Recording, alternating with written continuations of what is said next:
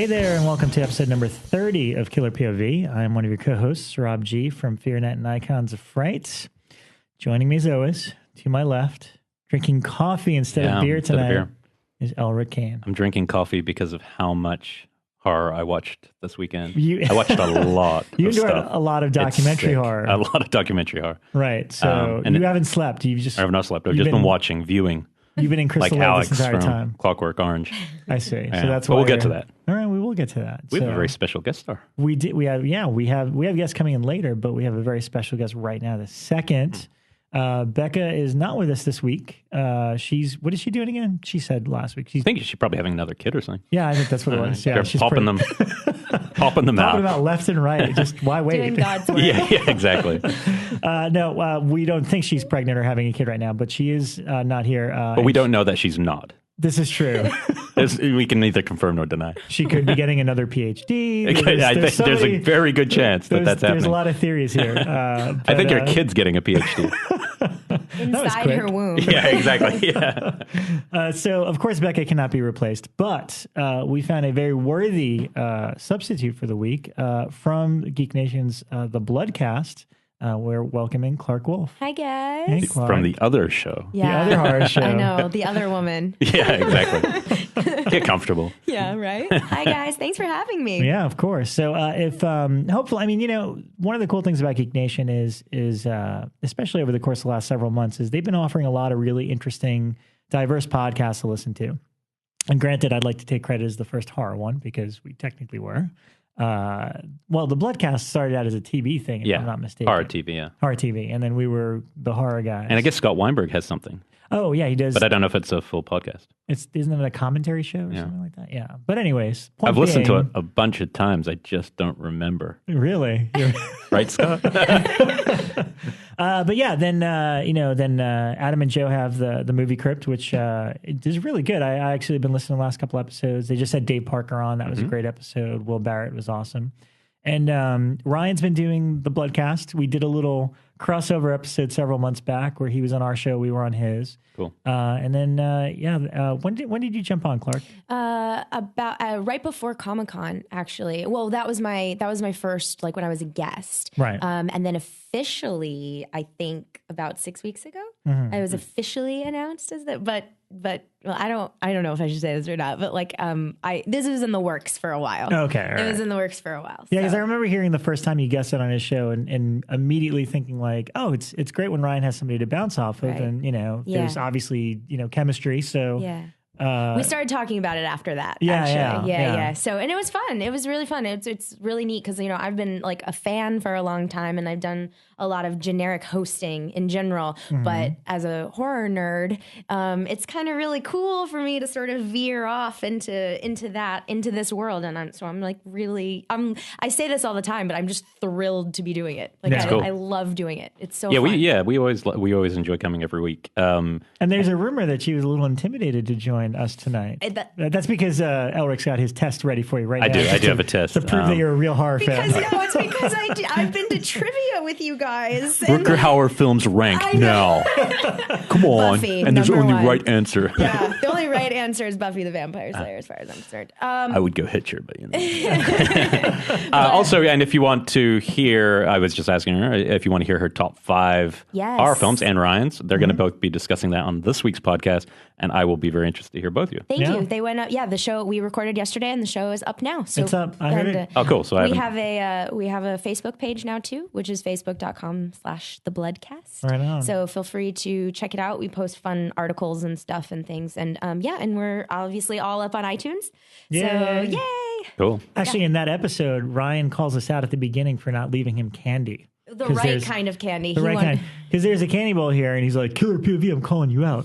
And I'm like, wait, what? I've never seen candy here. This is the first time I've ever seen candy here. If I here. bring candy or beers, we finish them. Yeah, that's true. I'll tell Ryan had a tough morning yesterday because his internet went out. So he was in a really bad mood. And I think he wanted a peanut butter cup to soothe himself. I see. There was no peanut butter cups to be found. Listen, Ryan, if you record a show more than once every 3 weeks, I promise I will leave you candy and beer at the It's on my time. That's his incentive. His incentive to stick to our schedule is candy. Yes, let me know when the next one is. I will leave you candy. Need to get some gym equipment in here. That'll do the trick. And the internet. We kid. We love you. We love you. Yes, Anyways. So let's talk about what we've seen, because we have seen so much. Yeah, we have some great guests. We're not going to tell you who they are for a while. We'll let that simmer, so you'll just be stewing. So if you don't have a Facebook or Twitter account. Where we announced everything. I'm saying that just in case they don't show, because sometimes that happens. What have you... Yeah, well, Friday 13th just hit. We had Friday the 13th last Friday.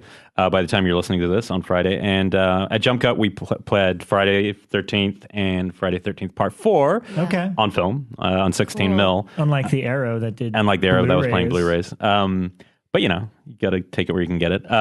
I'll say, I've always, if I listened back to our Friday 13th episode where we were talking about ranking them, back then I remember saying silly stuff like, I like 3 the best. Number 2's really cool. Okay, this conversation's over now, because I no longer will have this ranking game where everyone goes, which is the best Friday 13th? I just think that is over now that I've seen number 4 on film, because now I realize there's really one great movie out of the 11 or 12 or only one. I really think only one's a really strong movie that could stand up outside of being a sequel, if you know what I mean. Yeah. It's brilliantly made. Joseph Zito, the guy who made The Prowler, directed it. It has so much shattering glass. A dog jumps out a window, a woman jumps out a window, they fall in a car, the car's windows blow out. I mean, the guy was just in love with shattering glass. Has the has Corey Feldman outsmarting Jason at the end. It just is like a very clever, and the main thing, I had 2 of our former guests on either side of me on the couch. It's pretty hot. Brian Collins and Jared. Oh, yeah, Jared. Yeah, and I kept turning and going, this is Jaws. They're doing Jaws. This is the first time I felt like that with Jason. They had used him like this Jaws shark, which is hardly at all, always in the shadows. You see his mask one kind of flicker during the bulk of the film, and it was such a good use of him. I was so much more emotionally invested in this film, and then you start thinking about the next one that comes after them, realizing that's kind of the one where the trend shifts to kind of hating the characters, and that then spread to all horror films, and no longer being in love. And that, with our guests who are going to come on later, the main thing I want to talk about with them is how I fell in love with their characters. And I think for horror films, to me, it's just like so important now, because we've just seen so much. And I don't think I ever want to go back to this place of not caring. But it was great. I really think 4 is a great film, and had a blast with it. It's a definitive Friday for, I know most people say that. If you had to show only one, I would say go to 4. Yeah, it's just a great film. And number 1's good, but anyone who says it's the best is kind of insane, Mike Williams. It's kind of insane. Because once you know the twist of 1, it has no power. Right. Yeah, yep. That's true. It's a fun film. It's well made to an extent, and, But so that's what I did. I didn't watch anything else related to that franchise. No, come on. Get except for a 7-hour documentary about Friday the 13th. Which came out on Friday the 13th. Crystal Lake Memories, which was doing a signing for 2 previous guests of ours, Dan Farrens and Andrew Cash, who made, I would say, in my opinion, the best, or at least the most emotionally involving behind the scenes I've ever seen with Never Sleep Again. It really is just one of those films that I remember watching and sitting and watching all 4 hours at once, and I never expected to.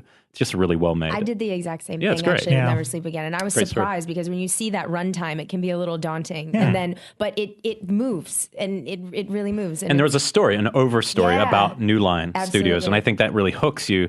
It was always called the house that Freddie built. And, what I'll say about Crystal Lake Memories is it's a very well made piece of like behind the scenes filmmaking, but it's not meant to be, I don't think, Never Sleep Again. I think because it's coming out in 7 hours, everyone's like, I got to watch it.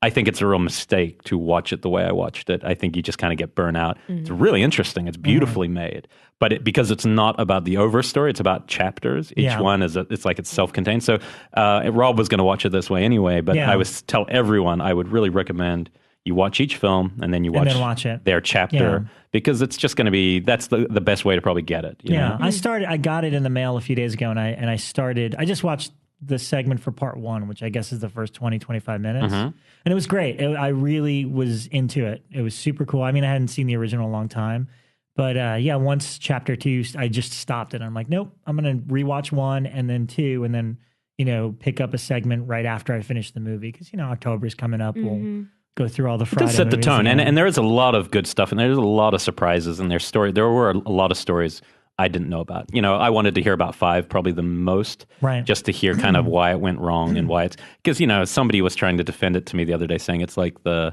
Halloween 3 of Friday, and I'm like, but it's not, because Halloween 3 completely knew what it was and wasn't trying, they knew they were trying to go in a different direction and made it a great movie that was then misunderstood. Friday 13th is not a good movie, the part 5, and it didn't know what it was because everything was being changed throughout the film. You know? I still kind of love it though. Yeah. Well, I mean, it's amusing, but I wouldn't compare it to Halloween 3. But it's a pretty nasty film, and it turns something I didn't know about it, and there's a lot. I'm not going to be spoiling anything. I'm sure most of you know this, but the guy who directed it was kind of a softcore director, and I think that shows a lot. There's not a very nice quality, just kind of an edge to it that isn't even pleasant. And but they're all fun. I think like the Friday 13th films are all burned into our psyche from a young age, and that's why we like them. It's a well we go back to, and I know they're not as good as Nightmare on Elm Street, but I still enjoy watching them. Well, it's a little side story about that, because obviously it's the same guys that also made His Name Was Jason several years back.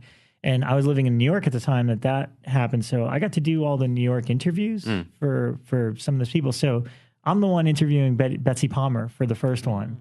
But the thing is, first of all, it's been like 5 years, so I barely remembered it. But with His Name Was Jason, they were on such a tight schedule that they almost barely used any of the quote unquote good stuff from and I mean, they'll admit it that they didn't have, there was so much material they didn't get a chance to use.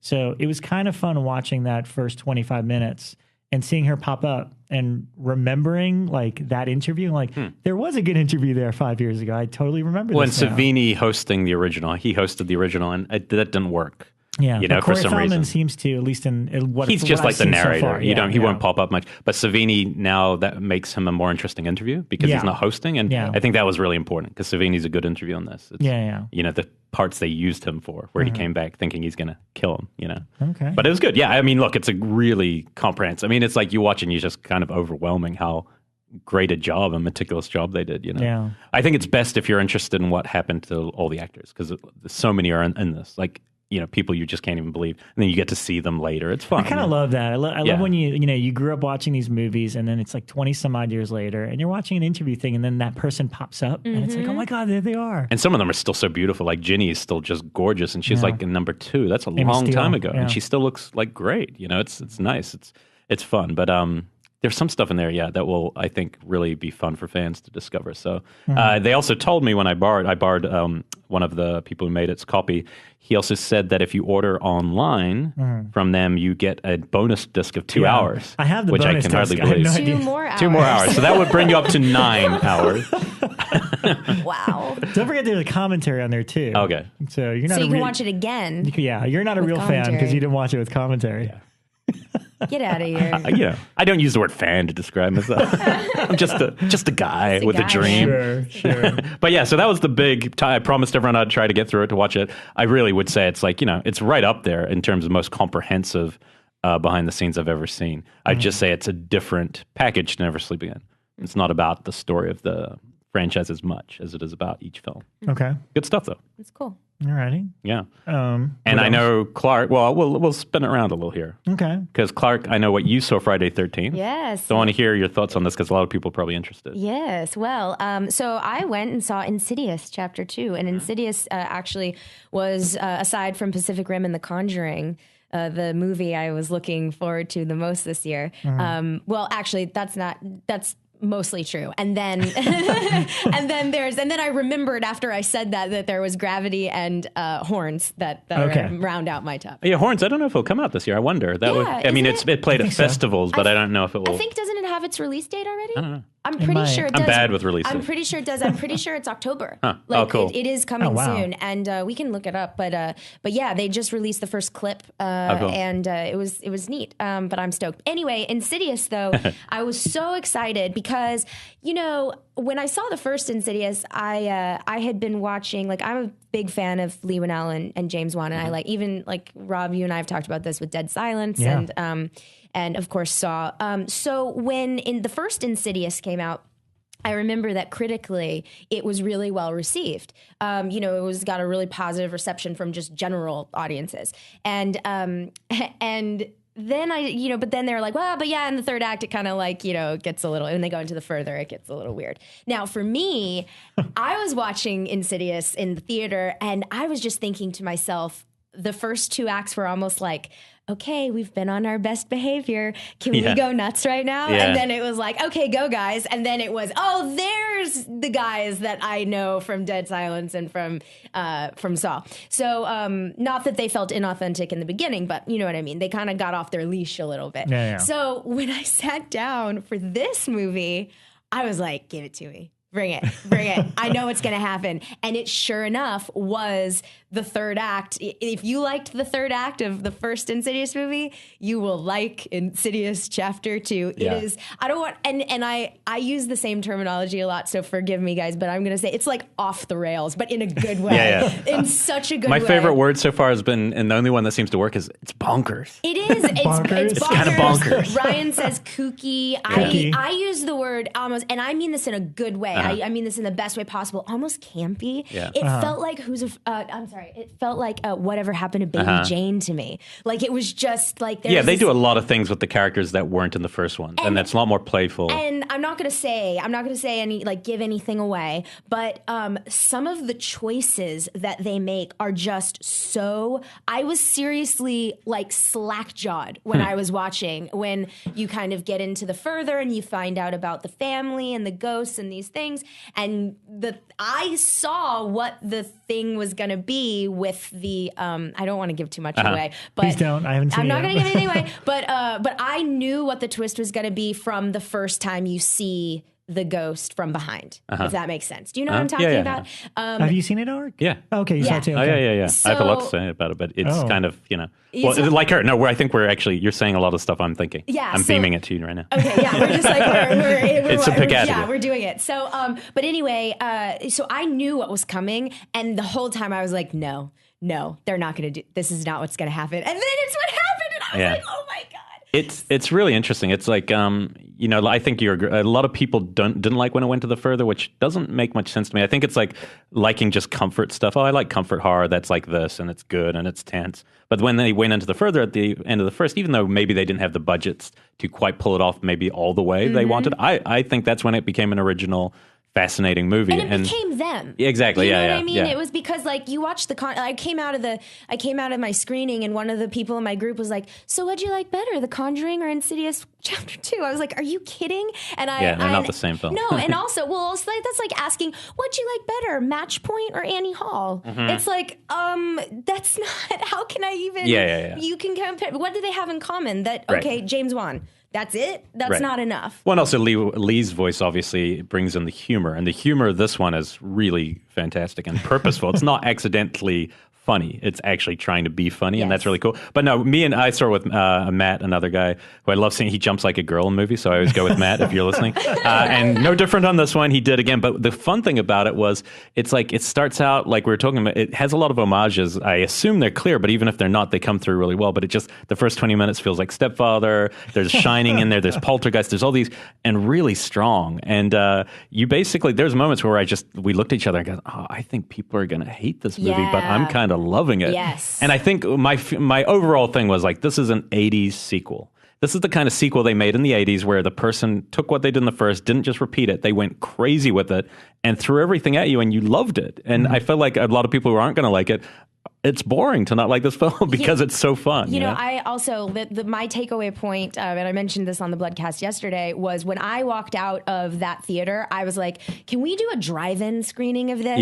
This is a movie that I want to... It's a group film for sure. It is. And the coolest thing about it is it makes you realize that this franchise could go a long way without James. I mean, who knows with the filmmaking side of it, but without James, it could continue with, Specs and what's the guy with the beard? Was it Tucker? Tucker, yeah. It definitely feels like something that can be built around them rather than about a specific family, because they're, characters who are investigating things could work really well. And because they're the core of the humor of it, that could make for a really fun film. And all I was thinking, I walked out saying 2 words. I was like, give this to Don Coscarelli. Yeah. Because this is a guy who could do 80s anything, Phantasm. He made all these films. And John dies at the end, if you've seen that. And he could just take this somewhere really great. And you don't need James at that point because James is unavailable. He's with Kurt Russell. I'm busy. It was funny because you mentioned several months ago, you were like, oh, when we were talking about You're Next and it not performing as well as it should have, like your theory was, oh, well, maybe people are burned off on horror because we've had The Purge, we've had The Conjuring. And this made like $43 million Well, It in did weekend, opening so- weekend though. I think we'll still see those numbers change. I do think that, Well, and Sleepy Hollow just did 10 million Oh my viewers. God. I mean, it was This TV huge. show, really? Like, yeah, it was huge. It was huge, and it's a lot of fun, by the way. Okay. I think that people are just like, I think they're really into it. But I think that the supernatural is what's on trend right now, Yeah. and I think that's another reason why it did really well. And also, I took a look at the cinema score rating of Insidious Chapter 2, and because on Rotten Tomatoes it has like a 30% fresh rating. I would honestly say that's the best 30% rating movie I've ever seen in my life. Like I it's way more fun than that. I think people are being the critics are being, because why? Because they're mad. They're mad because Insidious Chapter 1 was, the prequel to The Conjuring, essentially. Right. You can look at those two movies totally. and see a lot of similarities, and I think that's great. You're cutting your teeth, and James is cutting his teeth, and he's just getting better every film. But I took a look because one of the things you and I talked about, Rob, about Your Next was that the cinema score rating on Your Next was a B-. So the fans that did turn out to see it, it's not that they hated it, but it wasn't as strong as I think the people in the horror community thought it was. Yeah, I mean, hype's a funny thing. Like, I really think that, for instance, Your Next, if you went to a film festival and you had never heard of Your Next, and you sit in a theater and they play Your Next, you walk out going, that was the best new horror film I've seen in like 10 years, because you just did not see anything coming. You knew nothing about it. And you're like, wow, that was an indie. It's made for nothing. When somebody puts billboards for, 2 months leading up to something, and you see trailers with Lou Reed songs, it's going to be a different expectation. And so I think, and it's in Insidious 2, Insidious 1 had no expectations. So everyone was like, wow, that was actually a good horror film. And everyone's surprised. The second one, all the critics go, well, probably go in wanting to dislike it anyway, because they dislike sequels. But so I think it's such a weird way, the way we discover movies. I mean, we could do a whole show on how you discover movies. And tonight's film that we're going to be talking about in a little while is one of those. It's so far from everyone I know who's seen it, it's been from word of mouth recommendation. Yeah. I saw it only because AJ was on this show and he recommended it to me. Today, a girl, I think her name's Heather Seabach. I want to make sure it's right. Yeah. Not someone I know. I think we're Facebook friends, but I don't know her. I don't even know how we're Facebook friends.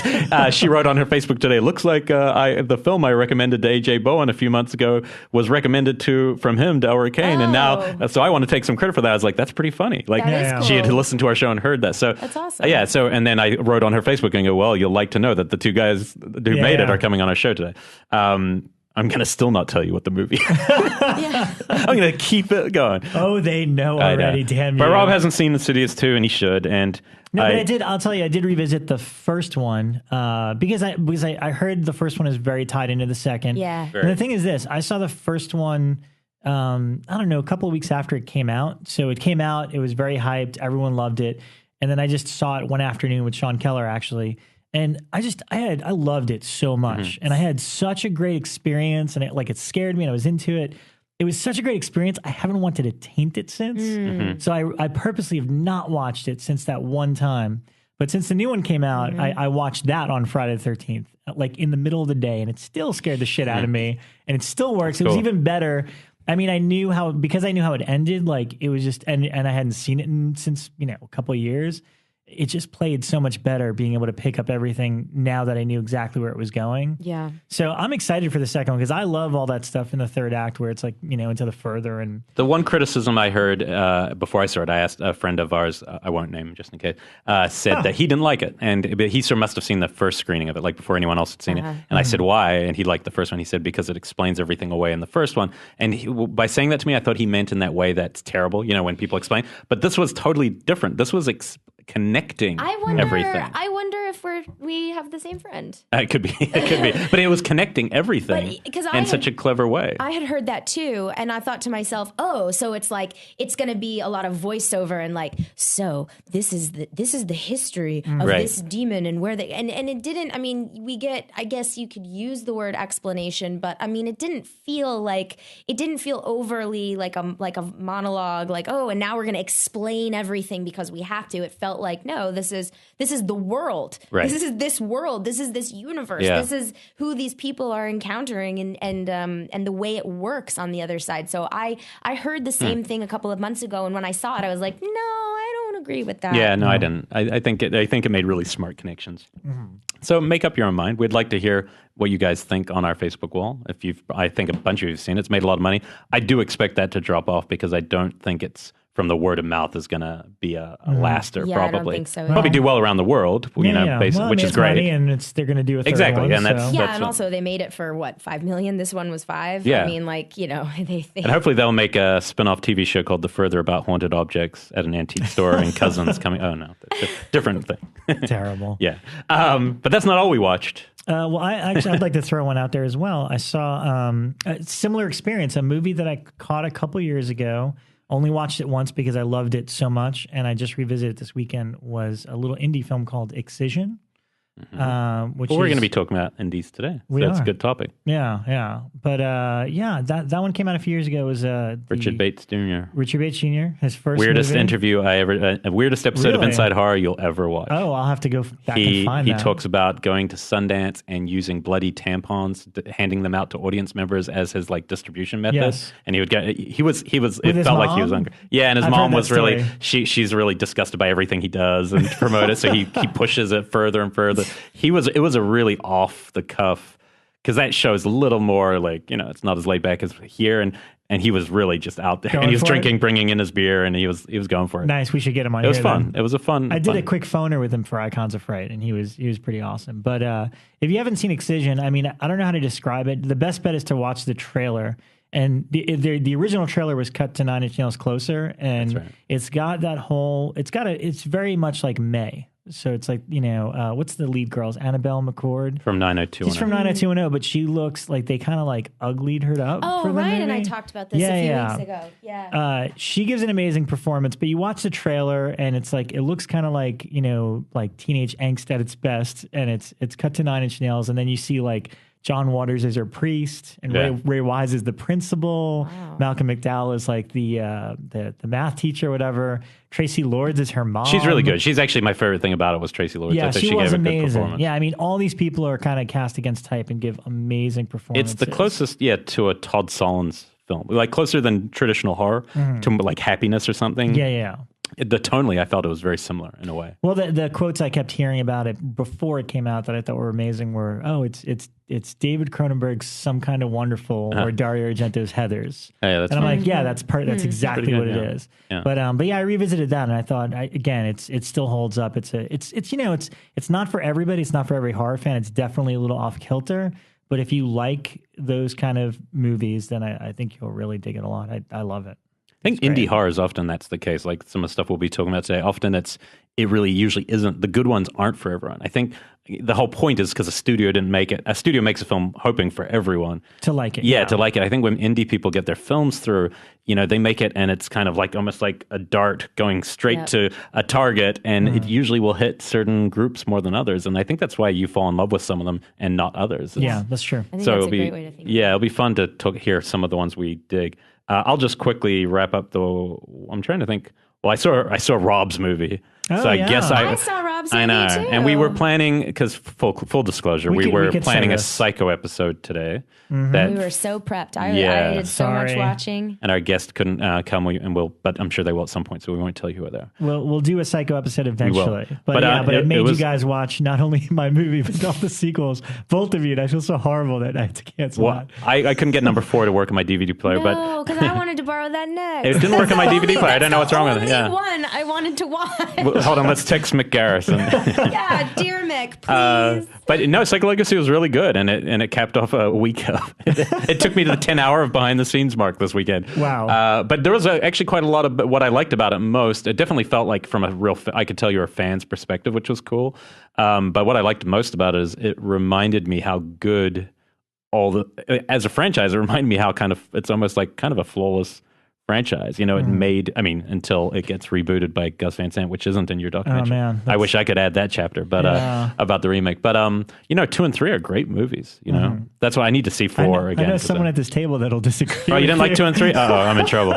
I love 2 and 3. Shh, I want people to like me. No, people can like you even if you don't like. Listen to the Bloodcast, not be like, I hate her. No, look, actually, I full disclosure on my end, I didn't finish Psycho 3, but I was trucking on that one. I did want to finish it, so that's cool. And actually, Rob, I will say, you deserve to be commended because I watched your documentary in between watching 2 and 3, and I really was able to appreciate a lot more about what I had just seen in 2, and also I was glad to have sort of like the groundwork laid for 3 because I felt like I could appreciate it more knowing the backstory. Because I think when you just go into something and, completely fresh, like I sat down to Psycho 2 having known nothing about it. Yeah.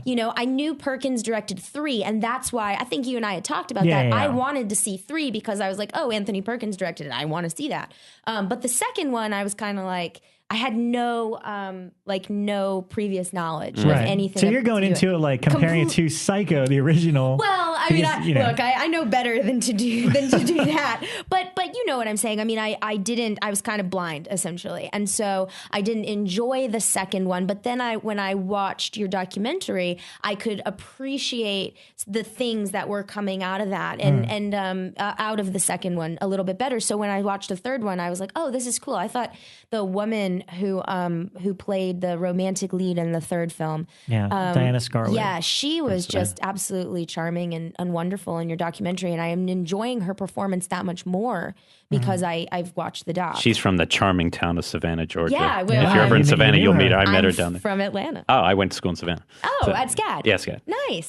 So we would see a lot of Diana Scarlett around at the events. Not always drunk. I'm not saying anything. She was really lovely. I think it's funny because I think you're probably just, it probably means, if you don't like 2, it probably just means you're not that interested in Norman as a character because that is such a character piece more than a horror film. And that's why I did like it so much. But number 3, what I'll say about number 3, what I love about number 3, I think it's the most, like everyone always goes on about Brian De Palma being the biggest Hitchcock kind of director. I think number 3 is the most Hitchcockian film ever made. I think he just is going all the way with the Hitchcock tropes and style. And it's so fun, starting with the nuns up in the thing. I think it's a really fun film. But 4, I can't say. I mean, I probably saw 4 on VHS as a kid, and I do not remember it. I'm so very I have to rewatch curious about that. I'm very curious about that movie. Absolutely, especially after the Give documentary. it back, Elric, so I can give it. Yeah, it didn't work on my players. But I do want to. I want to real quick.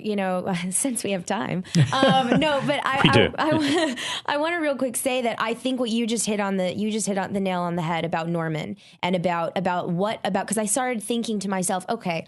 Obviously I love the first Psycho, and I did when I was a film student in school, I did theory course after theory course specifically about Hitchcock, and I know one of the things we had planned on talking about were like the Psycho imitators, and I actually wrote a paper on queer fear and the idea that you have to, when you have a white man who is your bad guy or your killer or whatever, you have to do something to him to make him strange.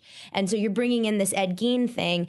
So what I tied the two together was Buffalo Bill and Norman Bates.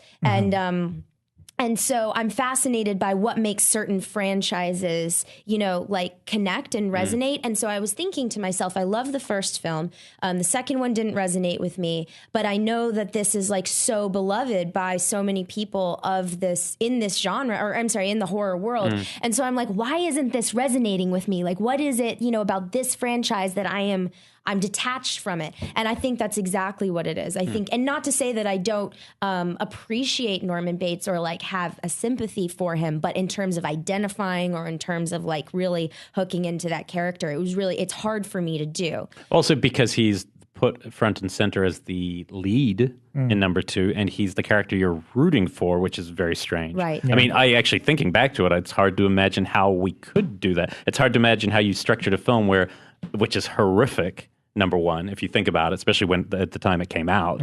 Truly shocking. There's nothing redemptive about him whatsoever in the first one, except the fact that he isn't aware of what he's doing. Exactly. Yeah. Which is the only thing you could give him. So it's very hard to believe that in the second one and third one, were on his side. So Right. it's definitely laying the ground roots for another thing that Rob is an expert on, which is Dexter, where where you can make that character your lead. This isn't Henry Portrait of a Serial Killer. I mean, you're never rooting for Henry Portrait of a Serial Killer. You're not hoping he goes out and does this more. Right. I do think it's a complicated viewer relationship with that friend. I don't know what it is, how they do that. I'd have to watch 1 and 2 back to back to figure out what is it how do they then get us on side with them? Because it's a strange relationship, those two films. But yeah, 3's fun. The doc's really good. It definitely made me just appreciate them more and want to, there's lots of facts I didn't know. A lot of kind of gossip stuff about who wasn't getting along with who. Meg Tilly, that was surprising. Thing I was shocked about. Because he seemed like such a nice, it's strange that he would get in her grill about something. Yeah. It's fun. That was the fun part, was skating the fine line, because I don't think I went too far in either direction in terms of people not getting along with him or getting along with him. Yeah. But it's, it's there, and I feel like it had to be. Yeah, well, and the best part is the third part, of just how great everyone's saying how great a director he was, how he could get along with the cast and crew. I liked hearing all that. I think he's obviously, from everything I've heard about him from different people, he's just one of the smartest guys anyone's ever met, and his knowledge of film and theater and acting was kind of unparalleled. Yeah. And there's a movie, I had planned to discuss on the other show, but one of my favorite movies kind of ever is called The Last of Sheila. Oh, yeah, which he co-wrote. And he co-wrote with Stephen Sondheim. Oh. And it is it's a movie I hadn't really... Yeah, they were best friends. Yeah, it's on. I think it's on streaming, and it's so fun. And it's basically a murder mystery with Richard Benjamin and James Mason, and it is a really kind of wacky, and you realize from what I'd heard is that he was a real game player. Yeah. And so a lot of that's in that film. So if you want to see a film you've probably never seen from the 70s that's just really fun, that's a great rec, Last of Sheila. It's in the name. That's the tagline of the film. Last of Sheila. The clue is in the name. Wow. So you'll see, because it's a mystery. Interesting. Very fun.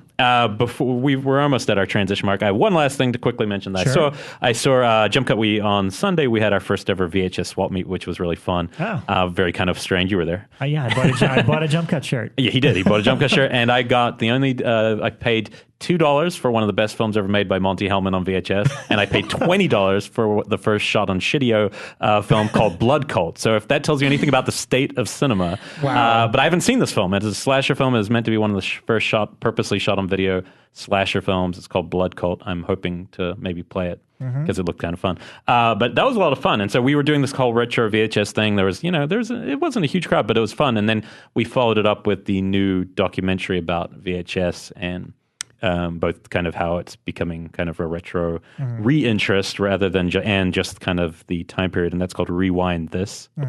And it was really fun, really interesting. It works pretty well with the other one, Adjust Your Tracking, which you had seen. I think Adjust Your Tracking is maybe more of a fun fan side. Yeah, and then I like that one just a little bit better. Yeah, and then Rewind This is more you learn more about the actual period, which was cool, Yeah. So they're both really good. I think they work pretty well together, Yeah. I mean, I could watch 10 docs. Yeah, exactly. It's fun stuff. So. It would all depend who you find to talk to. I mean, and actually the guy who stole the show, in my opinion, and Rewind This, was your friend Phil Blankenship, who wasn't that well used in the other one. I thought he had one good kind of line. In this one, he really was the star. It was funny. He had some really... I love his credit in Rewind This. It's Phil Blankenship, Video Maniac. Yeah, Video Maniac.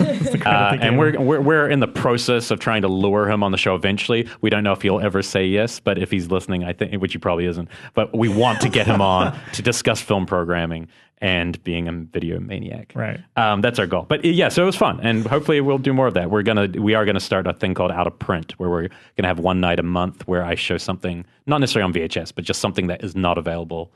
It's not anywhere you can watch it easily. I think that means we'll get an encore of Disconnected. Yeah, Disconnected could happen. So that is what do you want to wrap the first part of the show? We got some cool guests waiting in the wings, so why don't we just bring them on in? Yeah.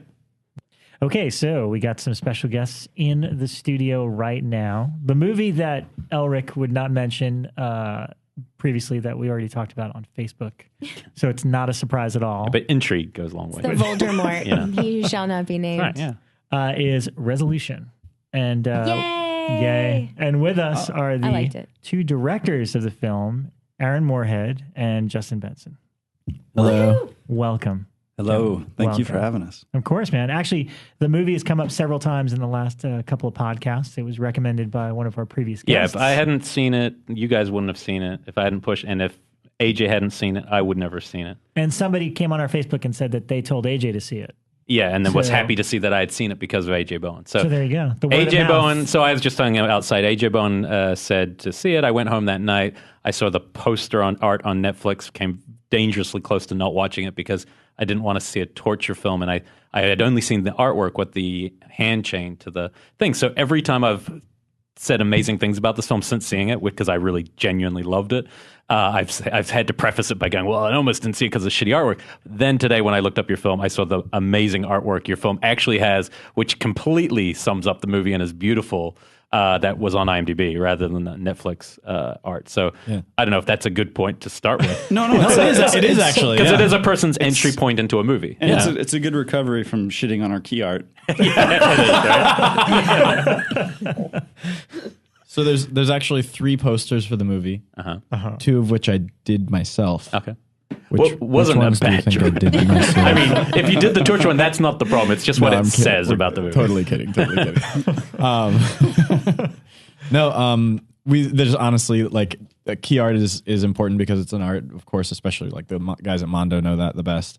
But it is a key. It's just to make you watch the movie, right? You know, and so you know the marketing team, who are actually brilliant people, try to find like the thing that is the biggest hook that'll get you the biggest audience. Sometimes it is the right audience, sometimes it's not. We're a horror film, so it's going to bring in the horror audience, right. So it kind of like it's a good hook that isn't totally dishonest, but it's a smart horror film, right, exactly. And so it's sometimes it catches people a little unawares with that poster, the chained up wrist. But also, it's a visceral image that kind of does evoke the film in many ways. It definitely has an element. If you had seen the film, it's not a bad piece. I think exactly what you're saying, because I've talked to a distribution company who picks that art that Absentia ended up using with the person being dragged down the tunnel. And Phase 4, right? Exactly, yeah. And they try to add that. Wait, who did you talk to? Remain to be named. But it's been used a lot, and they try to force filmmakers to use this because Redbox have a hard-on for it. And I find that really fascinating because when you're just saying it's a smart because it gets people to watch it, what I'm saying is it almost stopped me from watching a whole movie, even though somebody I trusted told me to watch it. And then if I'd seen your other artwork, I would have been like all over. I mean, that's a movie I would want to see. It reminds me a bit of VHS, which was all marketing in a lot of the way. VHS 1 and 2, the alternate posters for VHS when they started popping up, they're so much better than the actual key art they used. Yeah. All of their artwork for VHS is awesome. Yeah, even the main one is cool. Even the main one's cool. But some of the stuff, once you go to an artist and go, hey, give me your interpretation, it always comes back. Amazing. Yeah, it's really cool. Yeah. So which is the key art? Like, what is I know Netflix obviously is running with that. What is, if somebody's looking up your film, is that the key image now? I think Tribeca's comes up the most. The one with the burning cabin. Okay, cool. The cool one. Yeah, it's really I think that one comes up the most. It's our there's favorite. a Maverick. There's a Maverick. There's another one now. There's a third poster. That's really cool, actually. Our production designer made like this giant collage montage thing of like all these different artifacts from the film that if you're looking at it close up, it's like kind of an I Spy picture where it just looks like a bunch of pieces of stuff. But then you stand back and you realize it has like this crazy like eye, this horrifying looking eye, and then the word resolution written in it. Oh, that's cool. Yeah, it's really cool. That's The problem is it's just hard to look at in like a thumbnail, it doesn't really make any sense. It only really works when it's like a poster. Yeah. Because really the main thing we wanted to, like our main topic today was like indie horror filmmaking. And I think that's already one of the biggest things is like us thinking about how to distribute, how to fund these things, and then how to get stuff seen by the right people, because the marketplace is so saturated. And if you ever have to do journalism stuff, you're going to be sent like 10 discs and like 1 out of 10 might be something you would actually find interesting, So how did this all start for you guys? That's this particular film and collaboration. We actually, as far as getting the movie out there, the biggest thing for us was film festivals. And we got really lucky because we were just 2 guys that made a movie with our checking account. And then we submitted to just top tier film festivals, which we would talk to people later and they'd be like, oh, you idiots. Like, you're not going to, like, you don't know anyone. You're total outsiders. But there was like this one assistant at Tribeca Film Festival who really pushed it on Jeffrey Gilmore and the rest of the programming staff. And they ended up accepting it. And that puts your movie through a big press machine. And then once you're in one of those top tier film festivals, you get into a whole bunch of other film festivals because other film festivals are aware of it. And every one of those festivals comes with its own press machine, especially like Fantasia, Toronto After Dark, these types of film festivals. And then also the movie sold the night of its premiere at Tribeca. Oh. So once you get a distributor, you've got a marketing department behind your movie getting it out there. But it has been interesting watching like the waves of stuff where it's like when you first get in the film festival, there's a big wave of publicity. And then the next one, another wave, another wave, another wave. And then when you get distribution, there's another wave. On the release, there's another wave. And then when you get on Netflix, all of a sudden, all these other people start seeing your movie. Everybody knows it. Yeah. And then if a movie like The Evil Dead is made that has like a similar log line, you get a release, where people are just like comparing the two movies, like they're totally different, but like, the forced, drug recovery that was the thing that I noticed too. I did notice that. I mean, obviously I saw when your film was released and, and all of that. Our film premiered when Cabin in the Woods got released too. Like they were like a week apart from each other. So it was like a really interesting thing. People who go to, in a theater for Tribeca Film Festival and then go see Cabin in the Woods. And, they're obviously like completely different movies, but they take the same like starting point and just take off. One goes left, one goes right. Right. And well, yours isn't winking, which is cool. I think for people who want to watch a horror film, it's better because it's an actual horror film and it's not winking about the tropes. You know what I mean? Yeah. Even though Cabin Woods is a lot of fun. Right. It's very different experience. Yeah. Can we talk a little bit about the whole timetable of all this? Because you were all, Justin, you were the screenwriter as well. So was this something that you had had for a while, or was it something that after you met Aaron, you guys decided to collaborate on, or what's the kind of like the history of the story for you personally? It all pretty much happened at the same time. I was working as a production assistant and working behind a bar, and Aaron and I met as interns at a commercial production company, and we just got along really well and started working together on stuff quite a bit. And we had a good dynamic working together. And we both had about 10 years of do-it-yourself filmmaking experience. So I realized with the money in my checking account, which, like it was about $22,000. I never say it, but I'll just say it. It was about $22,000 that Aaron and I could go make this movie that I had this idea for, which is Resolution. And the script was written for Aaron and I to make, for Pete and Vinny to act in, because we had recently cast them in this really low budget beer commercial, and they just had this really great chemistry as old friends. Yeah, they're great. They're really good. Yeah, those guys are amazing. They're the best. It was so. Oh man, I'm not complaining at all, but when you make your first movie, you can just cast the best actors you know, right? Yeah. And after 10 years each, Aaron and I know a lot of actors, and those were the two best guys we knew, and we could just cast them. Didn't matter about sales value. Didn't matter any of that stuff. And like that is so special. Yeah, like, we just knew we had it. There was no. Because that's over now for your next film, right? They're fucking brilliant.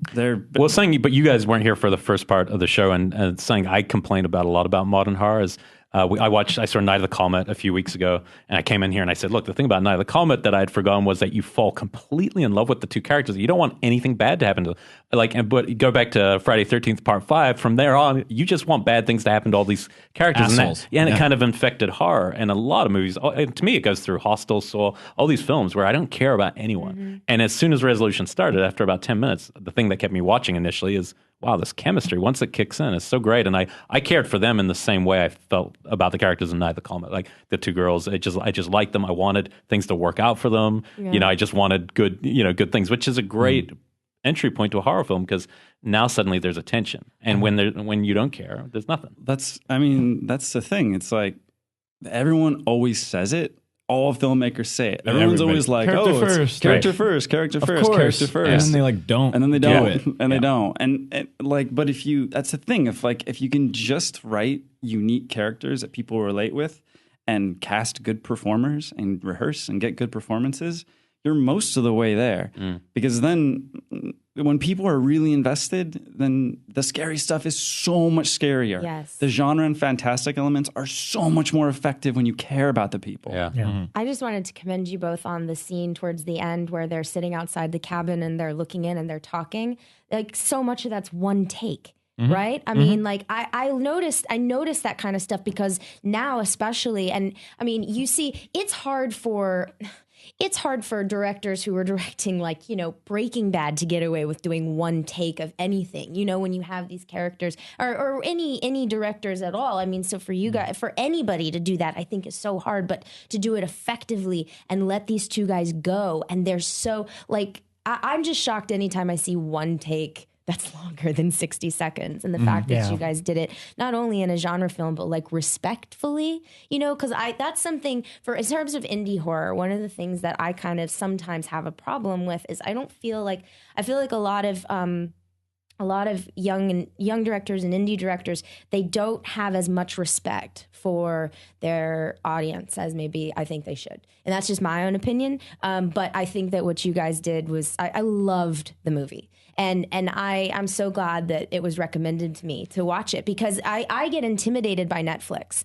There's so much on instant Netflix that it's impossible to weed through that stuff. Do you know what I mean? Like, so, but I was so impressed, especially by that scene, and it was really cool. Like, really good job. And that's it.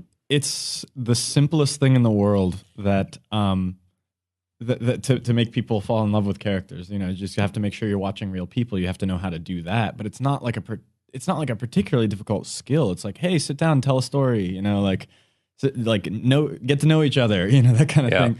And that's it is quite. I mean, that's something we're working on right now on another film. And it's just kind of like, it's just like, oh, watch them hang out and be cool and be people and like do unique things. You know, and you know, I mean, there's a lot of people think that kind of like how to define a good character is to like how unique can their profession be, you know what I mean, or something like that. And it's like it's not like, people don't like me because I'm a filmmaker. You know, I don't know if people like me at all, but it's not because I'm a filmmaker. Right? You know? Like, you know, it's personality, it's that kind of stuff.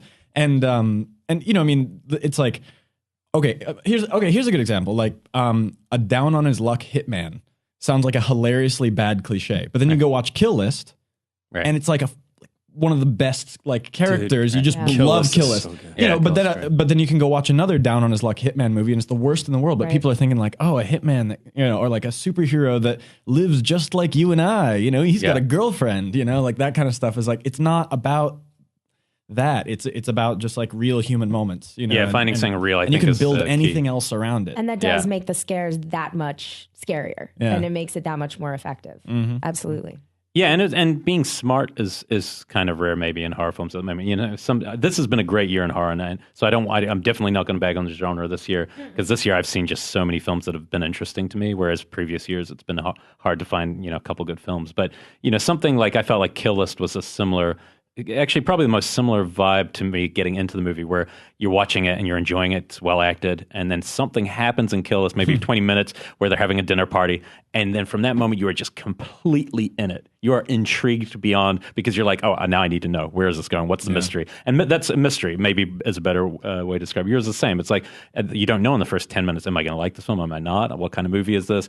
Okay, they're friends, but then something happens with mystery and we slowly get pulled in. How much of that, and for you, was any of the kind of mystery and the kind of the friendship with the addiction, did that come from any personal stuff, or is that just a story? Like, I mean, working at a bar, just even saying that to me thinks you would have met a ton of people with down on their luck stories, like the bearded guy. Is that, what's his name? Vinny, yeah.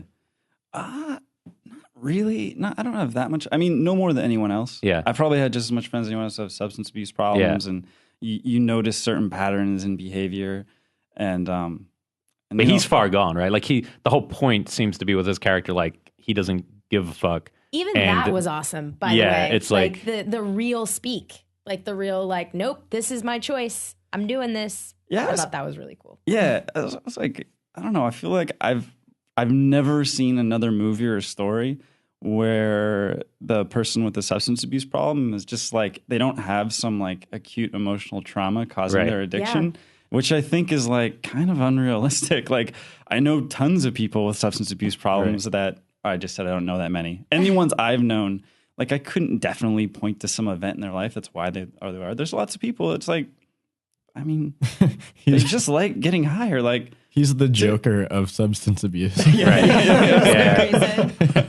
It reminded me of the Louis C.K. joke, like, how am I going to tell my kid drugs are the greatest thing in the world? How am I going to tell my kid, like, not to do that? When, this is a thing that's going to answer all of your problems for a while. Like, what's also kind of cool about Justin's script on this was the fact that it's like, you know, you think like everybody kind of has this fantasy that it's like, oh, I'll save my friend, and it's like, And it's like by the end of it, you're not quite sure if Pete, Michael in the movie is just a self-righteous prick. Yes. And it's like he is just doing it out of the goodness of his heart, but it's ultimately a super selfish act, just to make himself feel better about himself. You? Who is like, that? Who is Mike to come in and be like, listen, I know better. Right. And I'm just going to tell you. I'm going to chain you to a radiator and I'm going to tell you something. It's like, who are you, dude? Right, but you don't. But it's a very like natural human reaction to be like, of course, I got to chain him up. He's on drugs. He doesn't know any better. I got to like help him. And then it's like, wait, you're a high functioning human being that chooses this. And sometimes that's real, And it's not just drug abuse. It's any situation. It's that there's moral absolutes that have been kind of applied to the rules of storytelling, especially in film. That are like, oh well. Substance abusers are definitely bad and they need to be helped. And it's like, well, sometimes they make that choice and they're a human being. And it's like, it's not necessarily a good or bad choice, but it's just kind of like, who are you to judge? I don't do drugs myself, but I also don't give a shit what you do. Just don't hurt anyone else, So, yeah. Yeah, that's interesting. What about influences, like in terms of indie film? We're talking about, is there any, I don't want to talk about like what stylistically maybe influenced the film because it seems like an original film. Do you film. guys have like are you fans of horror genre films in general? Like, was this sort of a response to like, well, I've seen X amount of horror movies and they've never done this with it. Like, I want to do something different with it. Because the most successful of all time are all independent movies. Halloween, Blair Witch Project, like they're all independent movies. Those always tend to be the best. The conception of Resolution, like the very first idea, was the idea of the unseen antagonist that is transferring its observations to recordable media, and that the story would be from the POV of that unseen antagonist. That's a huge spoiler, by the way, for everyone listening. That's revealed at the very end. Massive spoiler. And so that was the conception of it. And the reason why, to me, the reason that's interesting is that's like a genuinely frightening idea to me that could have been achieved with the $22,000 in my bank account. Right. But I think that to scare people is like the hardest thing to do in a film, and it's something to strive for. I don't think a lot of horror movies do, and they don't all have to. Like, look at the Cabin in the Woods again. It's fucking brilliant. Cabin in the Woods is amazing. Fun. Yeah. It's not meant to be scary at all, and that's fine. But like, I would say that like if you can pull that off, which was something we were trying to do with Resolution, was again, that's why the focus was on the characters. That's what we were trying to do, was like scare an audience. Go on the ride with these guys, make the scares effective, and to have this conceptually frightening idea as the spine of it. That was the biggest thing. But as far as like trying to stay within the horror genre, we honestly never even talk about what genre we're working in. It doesn't. Yeah, it doesn't fit just perfectly. It's more like there's mystery. There's almost a science fiction element. There's a lot. There's a lot in there. But it's funny also, and there's character development. We like everything. We just like. I guess in answer to your questions, like, are you a fan of the horror genre? Yes. But also just as much as I am a fan of every genre. Sure. There's no one genre that I bag on. I don't like. Right. I probably won't watch the new musical, but everything else, like rom-com, character drama, whatever, it doesn't matter. If it's a good movie, I'm gonna like it just as much, no matter what genre. Yeah. Maybe I think I probably lean towards fantastic films, sci-fi, action, that kind of stuff. But a bad action film is a bad action film. Yeah. Right. A good romance is a good romance. And that's it. So. Pretty much, I think, we've done projects since Resolution that haven't been released yet, and everything we've done so far would probably be marketed as horror. Wrecked is more sci-fi, but it's red herring. I guess so. Yeah. But our next few features all have horror elements to them. Who knows how they'll be marketed? But to be totally honest, we never think about it, and it's a really odd thing because when you see over and over again that it's like the genre-bending hit, the genre-bending hit, the genre-bending directors, the genre-bending directors, you're like, what the hell is everyone talking about? And it's so weird. And then you get the question over and over, hey, what made you blend comedy with horror with drama? And it's like we got on set. We didn't even think about it. Got on set and did this thing. We talked about that on our horror podcast a few weeks ago, this idea that the horror films that stand the test of time are actually mostly dramas where spooky shit happens. Do you know what I mean? Like, you can seriously break down these films that are always considered, it doesn't matter what time period they come from or whatever, the scariest movies, the horror benchmarks. We're all going to start seeing the list because it's Halloween coming up soon. Right. And we talk about, like The Exorcist is an example that I like to use. Just about to bring it up. Yeah, because it's you've got a family melodrama, you've got all these parent child conflicts, whether it's Reagan and her mother or whether it's Karis and his mother or whatever.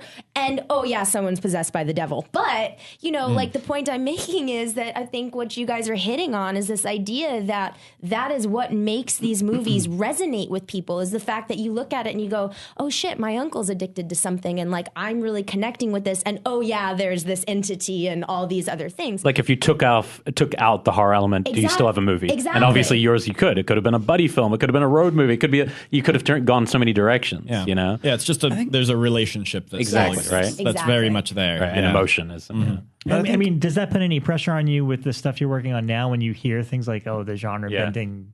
No. It's just the way we work, man. I don't know. That's like, good. Yeah, it is. It is cool. Yeah, we're not like, oh, this is too close to something. I mean, like when we pitch all our other movies, we still have to do the marketing thing. It's like, well, it's a horror, sci-fi, romance comedy. Actually. You know, like, and sometimes we actually do that to the right person that's receptive to it. But it's like, you know, you can't like make your movie look unmarketable. Obviously, you've seen Resolution. You've seen it. It's marketable. You put a poster where someone's chained up. There's blood. Right, You know, right. It's just you have to watch it, and then you're like, oh, I get it. You know, like yeah.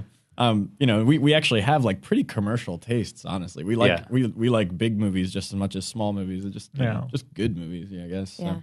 Have you? I mean, being on the festival circuit like you were, especially at the start, Tribeca, were there other like indie horror films that you admired or saw at that time that you were surprised by? Oh my god!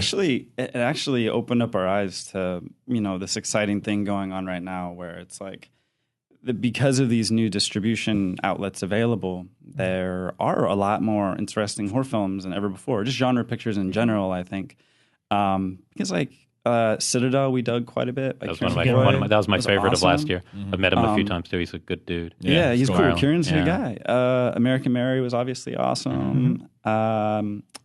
Kill List, we already said it. Wheatley anything by Ben Wheatley. Have you guys seen his amazing. new film? It looks amazing. No. Field in England. I know. Oh, no, it we kills haven't me. seen it. It's kind of like Witchfinder General. You or hear that? something. Speaking of key art, that is like the best key yeah. art was in the the background- history of fucking man. It was the background on my phone for like 3 months. I was like, this is so beautiful. I Ty cannot look at it. West's The Sacrament is looking pretty good to me because of the key art. Like the art of that, it's just like I want to see good it. key art. Ty West movies have incredible They have key art. great House of the key art. Devil Innkeepers and is gorgeous. Innkeepers. Yeah, you're right. Yeah. Yeah, exactly. No, they're great stuff. So yes, you did. And do you get to know, like on the festival circuit, do you get to know these other filmmakers and kind of, it kind of re-inspires what you're doing? Kieran stayed at my house for cool. a few days when Nice. he came to LA. And this other, have you seen Painless? Haven't seen Painless. Yeah, that was actually Really good. Okay, cool. Actually, Yeah, why didn't we mention Painless? Is that Painless on the? great. Is that somewhere we could see it yet, or? Oh, that's a good question. You may be able to get a subtitled version Spanish. called Insensible. But like, do you like The Devil's Backbone? Yeah.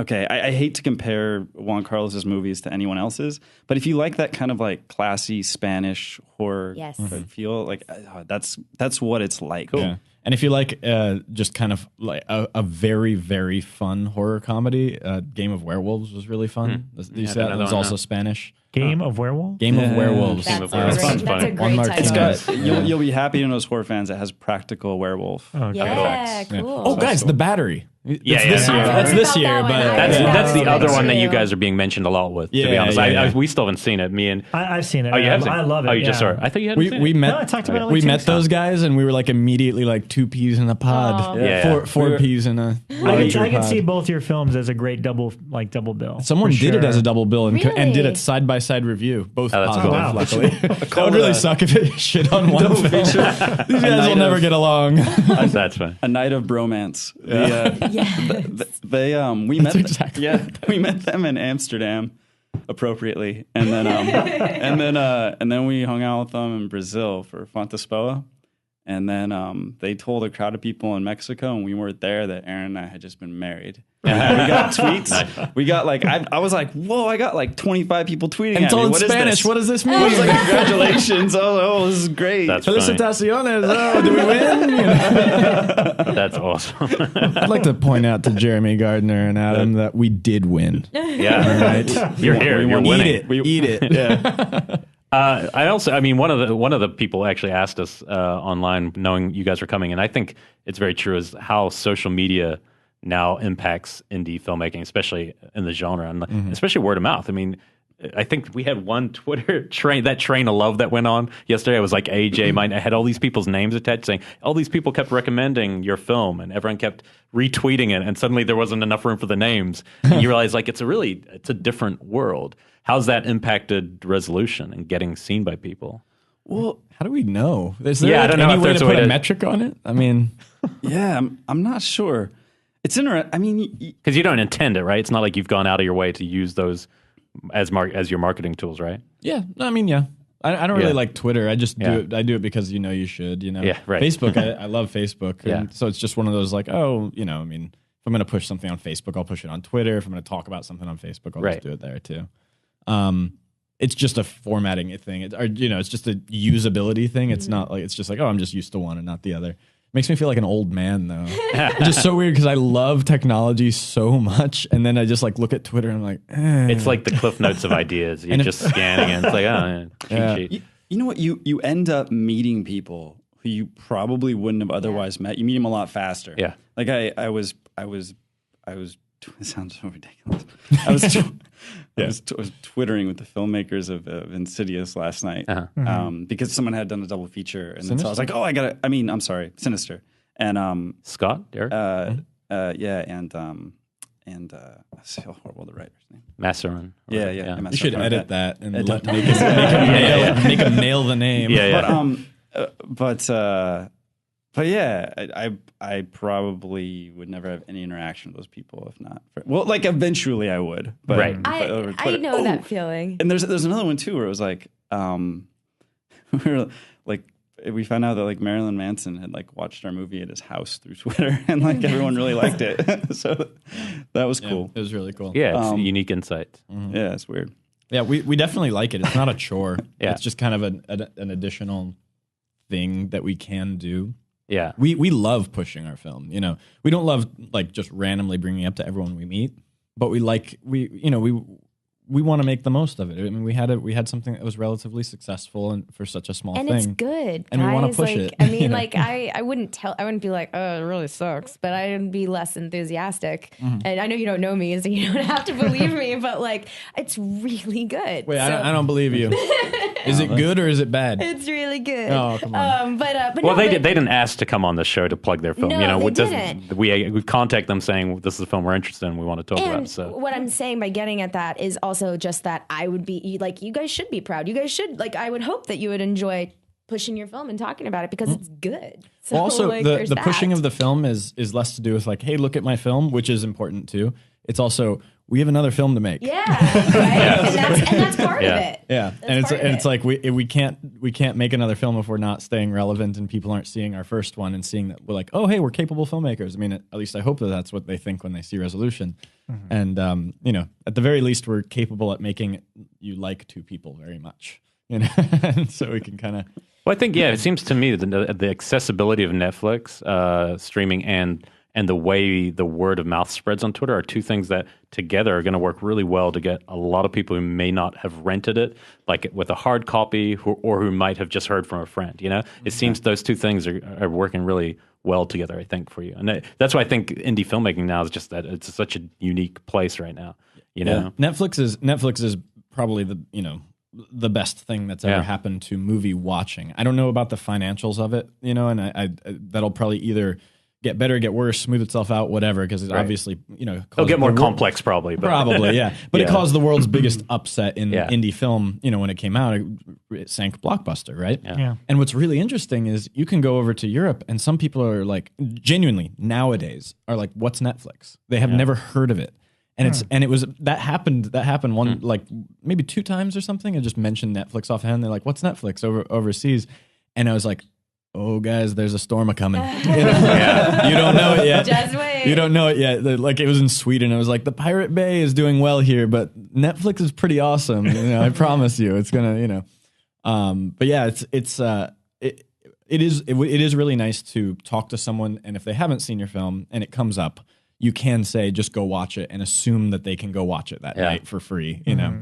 Well, that's actually why I haven't seen The Battery yet, because I haven't actually I don't watch films on my computer because I always want to watch on a big screen. And so I have yet to figure out, I know it wasn't on Netflix and it wasn't on the VOD that I can get. So that's the only reason. I've been wanting to see it for like 6 weeks now. And so I think you're right. That's part of the accessibility. If somebody says it's on Netflix streaming, I know I can watch it instantly. If you want to, Justin and I can just act out The Battery. Cool, let's do it. Yeah, you be the bearded guy. Good. I'll be. Yeah, my beard's slightly bigger right now, so I can. Let's get AJ down here. Text him. Oh, hey, I'm all like really indie, and I got a big old beard, and I just listen to music and complain at the other guy. I'm the other guy too, and I just complain. Wait, you're playing both roles? What happened here? I don't know. We need an intervention. Yeah, right?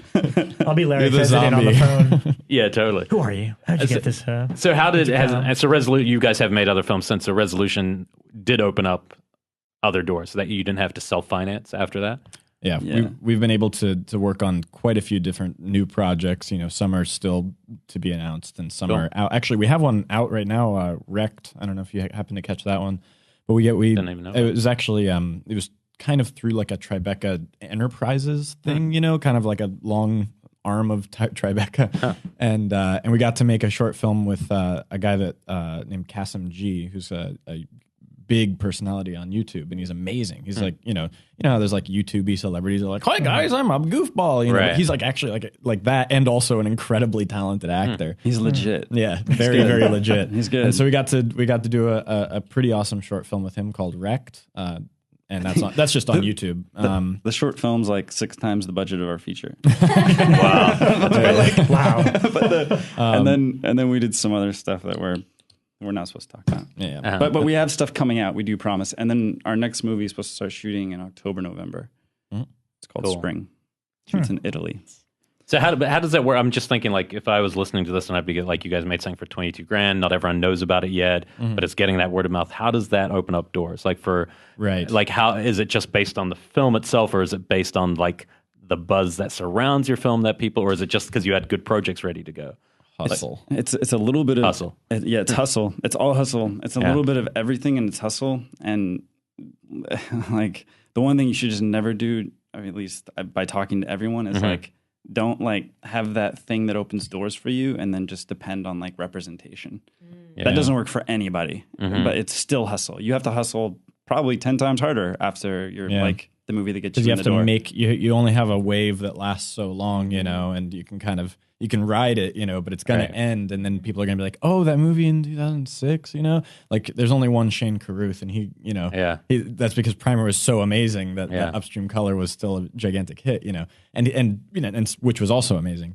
But yeah, it's like it's hustle, I mean, and kind of to put a time frame on it. This is something we were talking about, where it's like, if you're aspiring indie filmmaker, this is how long it takes. Let's ignore financing. Let's just assume you have it. We started pre-production for Resolution in December of 2010. We shot it as soon as we could, which was in, I believe, April of 2011. So 4 months of pre-production, including rehearsal, with a low budget. That's pretty standard, And then, and that's, by the way, before that, the script was written, so let's, add all the script writing time, add all the how long it takes to raise your financing time. You shot it in 1 month. We work really fast, and we posted it in 1 month. That's very, very rare. So let's just say that's the fastest you can shoot. You shoot in a month, or 18 days, you post in a month. We immediately submitted to all the top tier film festivals, and as fast as we could have been accepted, we got a rejection, a couple of the quick rejections in like the earlier ones, Sundance and Berlin and that. But then there's the April festival, Tribeca. So we got into Tribeca. So roughly as fast as you can, we got into a festival. We got picked up the night of our premiere, and now in October of 2013, December of 2010 to October of 2013, as fast as it could have possibly happened, your movie's on Netflix. Yeah.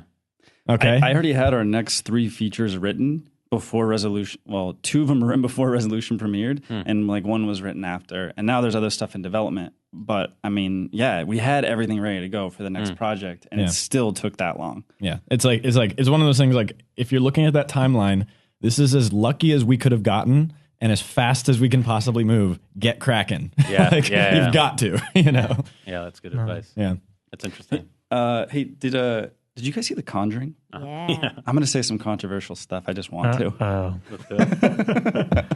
James, you listening? I know. James is a friend on Facebook. Okay, this is not my opinion. Okay, look, I know I'm an outlier here, and I think that movie is so well directed. I'm not an outlier on that. I think that James Wan fucking killed it. Yeah. Like he directed the shit out of that movie. It's well shot, it's well crafted, all those things. That script is disgraceful. That was like one of the worst things I've ever seen everyone rally behind. Like I couldn't, there was not one unique thing in that entire story. And it was silly. And at the end, there was a warning about not worshiping God. It was so weird. It's funny. I wonder if, like, for me, I think I walked out of The Conjuring and I'm so, like, enraptured by the filmmaking that I probably didn't even think about the screenplay. Like, I'd probably have to see it again to even think about what you're saying, to be honest, because I was just so taken in with how well he put that film together. It felt like an old classic 60s, 70s studio picture. What is the thing about the God thing? Throughout the entire movie, I felt like I was watching like a missionary film or something. There's like constantly these warnings about like worshiping the devil and about like the villain of the movie was the witch that worshipped the devil along the lake and introduced Satan into the household. And they're like that investigative couple's like warning them about not having their children baptized. And the final thought of the movie is literally it's something like the God and the devil are real. This is a real problem. Like it was like, why? Let's go to Amityville next. Which is what they... But I mean, all that being said, I do think like it's so incredibly well crafted and James Wan's awesome. And like, that was so cool. I just found... Who wrote it? Was it two brothers? The guys that wrote the House of Wax remake. Oh, really? Yeah.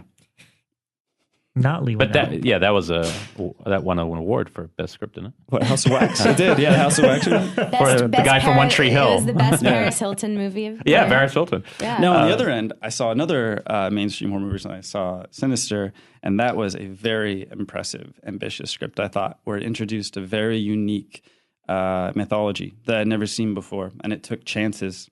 That was so cool. I actually saw more similarities with that in your film than I did most of the, and not that they're at all similar. We copied it. We did copy it very much. We just basically took that script. I changed names, and but yeah, I like the heavy metal monster in yours. The heavy metal looking guy. He was cool in your film. It was nice. I'm glad you brought him into your film too. Yeah. He was really, really good, and I think I really picked good names for when I changed the names of the characters. I think also Scott directed. I think that was the best directed film of that year. Like, I think the actual way it was put together, there's that scene where Ethan Hawke's sitting there and the light changes from day to night. But usually I hate effects like that. And yet with him, it just completely worked, with the obsessive nature of that character. But I don't know, Sinister, I'm not even sure how Sinister was kind of regarded in horror communities. It's like, it seems like people liked it a lot, but it didn't maybe get to the level that it became something. Is there sequel talk about it? I don't even know. There is a sequel in the works. Yeah. You could tell with the character, the creature, obviously, they would try to build that around, but it's interesting. Yeah. Better than The Purge. Ethan Hawke. I feel bad. I haven't seen any of these. I want to talk about something. Can we talk about something else controversial? Sure. I just had this thought. I like that we're going to end our show with all the controversies. Yes. Okay, so there's this thing where it's like if someone has like something that's marketed as a horror film, and it's got like a very prominent character drama. There's this very small subset of the horror fan population that comes out and goes, "Oh my God, it's stealth horror! It's stealth horror! We're being tricked into watching a character." Or slow burn. People always throw around We're being slow burn. tricked into watching a character or whatever, right? Right. Which I think is totally untrue. I think that it just makes the scares more effective when you care about the characters. Sure. Yeah. But when someone goes out and totally does a cash grab with a really shitty slasher movie that's totally by the numbers and it's just makeup effects every 10 minutes, that's considered like noble. Like, you're paying tribute. Oh, how great. It's like, what the fuck? Like, can you think of it? I can't think of any recent slashes. I don't want to say. But, why? You've gone they this exist. far. Come on. They exist. I don't think... First off, I think that the writers of The Conjuring probably have so much money in the bathtub of money they're bathing in, they can't even hear what I just said. But like, so it doesn't matter. But But like as far as like slasher films, like there are a lot of like really bad slasher films that don't get any shit.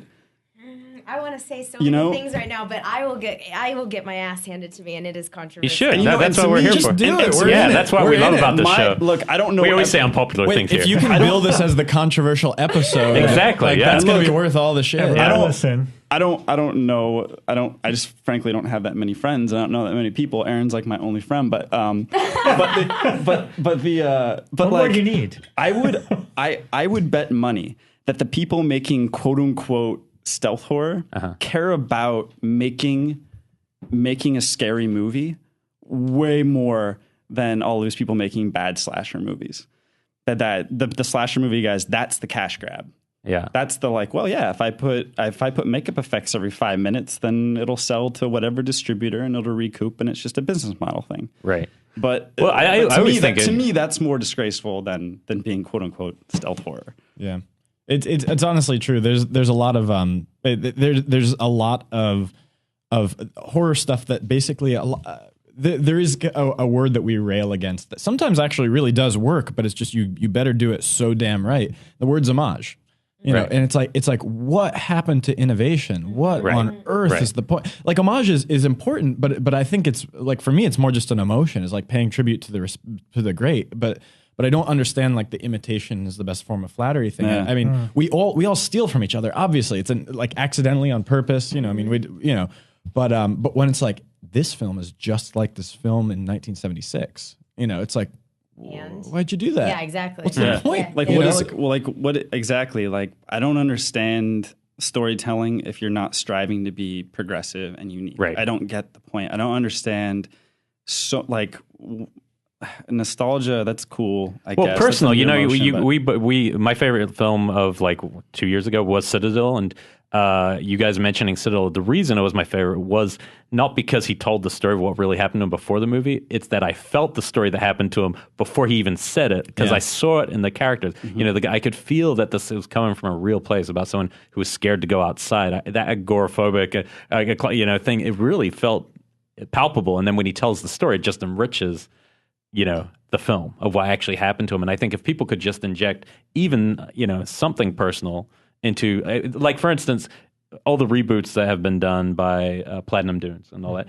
I remember when all that was first happening, I was thinking to myself, man, it'd be kind of interesting, like, give Poltergeist to Ty West, give Friday the 13th to Adam Wingard. I'd just be curious if you could think of some of these filmmakers and go, what would they do with that if they had the freedom, which they never would. They wouldn't get the freedom because it would come with strings. But I'd be fascinated if you had to remake movies. And, well, here's kind of an interesting thing that actually I guess we haven't really talked about is like, so we talk about homage, we talk about reboot, people hate it, right? Pretty much like people talk about the word reboot, it's almost a dirty word. Yeah. The Dark Knight is fucking awesome. So what happened? I don't have an answer for it except for it's really good filmmaking and writing, but like The Dark Knight and all that whole trilogy is really amazing. Like how is it that Batman is still something that is like, that's not just rehashing the same thing. Like a symbol, though, isn't it? Like Batman's just an interpretable symbol, and he interpreted it in a very different, and he kept it very real within and the also world of the time, and also of the like what's going on in the world right now. He did, especially the last one. Yeah, because that Batman, Keaton's Batman or Burton's Batman is totally different than Nolan's Batman, and 60s Batman is totally different than our Batman now. And I'm not like saying anything revolutionary, but the point I'm making is that even when you have, let's take Burton's Batman and Nolan's first Batman, the late 80s, early 90s are totally different political climate, economic climate, people climate than when Nolan brought Batman back around. And I think it's the reason that Nolan's Batman worked in a time that Singer's Superman didn't, because right now the mood that our country was in was for a Nolan type Batman. So you have this different, it doesn't work all the time is what I'm saying. I argue though is that it's not national climate. There's definitely a piece of that. It's about escapism versus realism, I think a lot of the time. But I would argue, like, for example, Singer's Superman never worked, you know, and never will work, you know, no matter what the client. It's not like, oh, finally we're out of Vietnam, or we're out of Iraq. We're out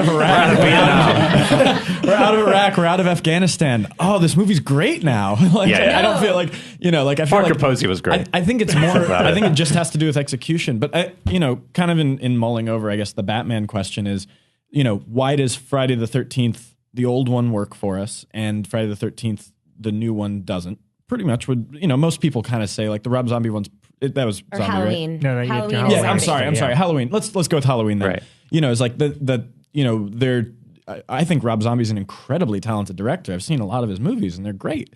You know, hit and miss obviously, but like some are like, you can't accidentally stumble on a great movie. And I think it's just because the Batman character is this archetype that like resonates, you know, and that's what it is. It comes right back to I guess the same thing we were just talking about. It's like character. It's about the character. It's about Batman. It's not about the story of a city. You know, it's not about the story of a bank robbery gone wrong, or a crazy man terrorizing the city. It's about Batman.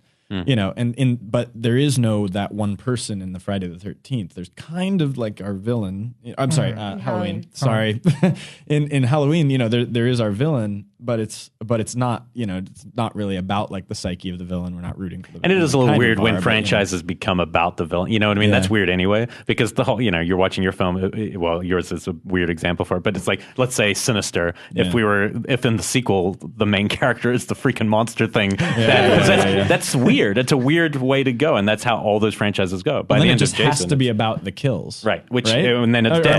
maybe whatever I'm it wrong is on is that. dead at that point. If you know, What do you guys think of like to me, it's like Aaron and I both have a huge respect for makeup effects, for special effects, and we work with them more and more. And it's not easy. Like it's a hard thing to plan your day and to get them right, and to know when to say, okay, let's move on. And you're working with your special effects team, and those guys are amazing artists. And God, we have so much respect for it. But it's like, I mean, if the movie is just about a special effects gag every 10 minutes, and it's the 1000th movie that's like that, right? How is that good exactly, besides one's personal nostalgia?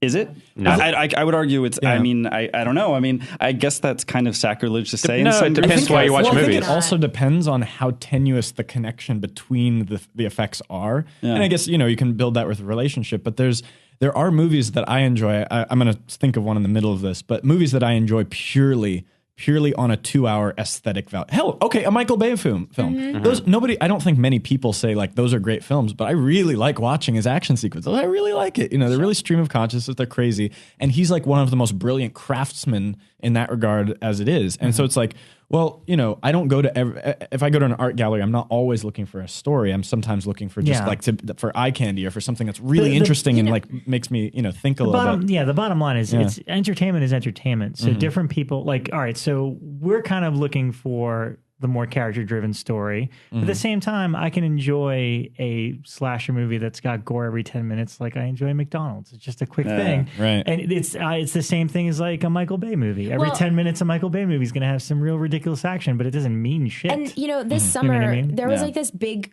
criticism in some places against Pacific Rim. And, you know, for me, Pacific Rim was, I loved every minute of Pacific Rim. I loved it. Really? And I did. I totally loved it. I haven't seen it. Yeah, I That's thought it. I It thought was it a lot was of fun. a total blast. And I love Guillermo del Toro. Like, he's one of my top 5 favorite, you know, directors, auteurs, whatever you want to call it, right? But my point is, when people walked out of Pacific Rim and they were like, "Oh, that was so dumb," I was like, did you think that this was the companion piece to Pan's Labyrinth? Like, what did you think you were going to get when you went in there? Because what I got was monsters versus aliens for 2 hours on IMAX 3D. And I had a blast. Now granted, I totally, you know, on the flip side of that, I've gotten a little bit of flack for not enjoying Your Next, which is controversial, apparently. But I didn't enjoy it because I found it to be unintelligent. Now, that is my opinion, and I get that, and I own that. But for the people who walked out of Pacific Rim and they were like, "That was so stupid," and I go, "What? I thought it was so fun. You turn your brain off and whatever." And it's the same thing with You're Next. I'm the minority that walked out and went, that was so stupid. And everyone went, what are you talking about? It was fun and funny. And you're the minority. I think it's like so... I don't know. Like, I don't know if you're totally in the minority. I heard that quite a lot. Yeah, really? Really? Because nobody has told me that. No, it's like, no, there's certain problems in the writing of that film, that becomes kind of predictable and falls into the traps of thinking that you're making a comment on a slasher film, but actually just falling into the trap of just being. And this is when you were talking about the gore and the thing and like, how is this? That's what I didn't want to say, is in the very first 10 minutes when we set up the party and the family conveniently has 4 or 5 children and they all have boyfriends and girlfriends. I'm sitting there going, great. So I've got an hour and 20 minutes and all of these characters are going to get picked off and I've got 12 characters. So that means 10 minutes a character. And Barbara Crampton had all those children at the exact same age. Exactly. They all came out of her just like fully formed 28-year-olds. So they're like, here we are. But this is what I'm thinking when you're talking about, like, great, so how are we going to pick these characters off? How are we going to do that? That was how I... It's like a formula, yeah. Yeah. I mean, it has got a fun at the core of it. The actual female heroine is the fun part of it, but even she maybe gets cheapened a bit in there. But I mean, I think with some of the things you're bringing up, I think are pretty interesting. I think for us, our taste is pretty broad. We all have kind of niches what we like. I mean, I've said this a few times. If I hadn't seen, I kind of got to a point with horror where as a kid, it was my obsession. And at a certain point in my mid-20s where I just couldn't take the routine of it anymore. And I just had to I stopped watching a lot of stuff.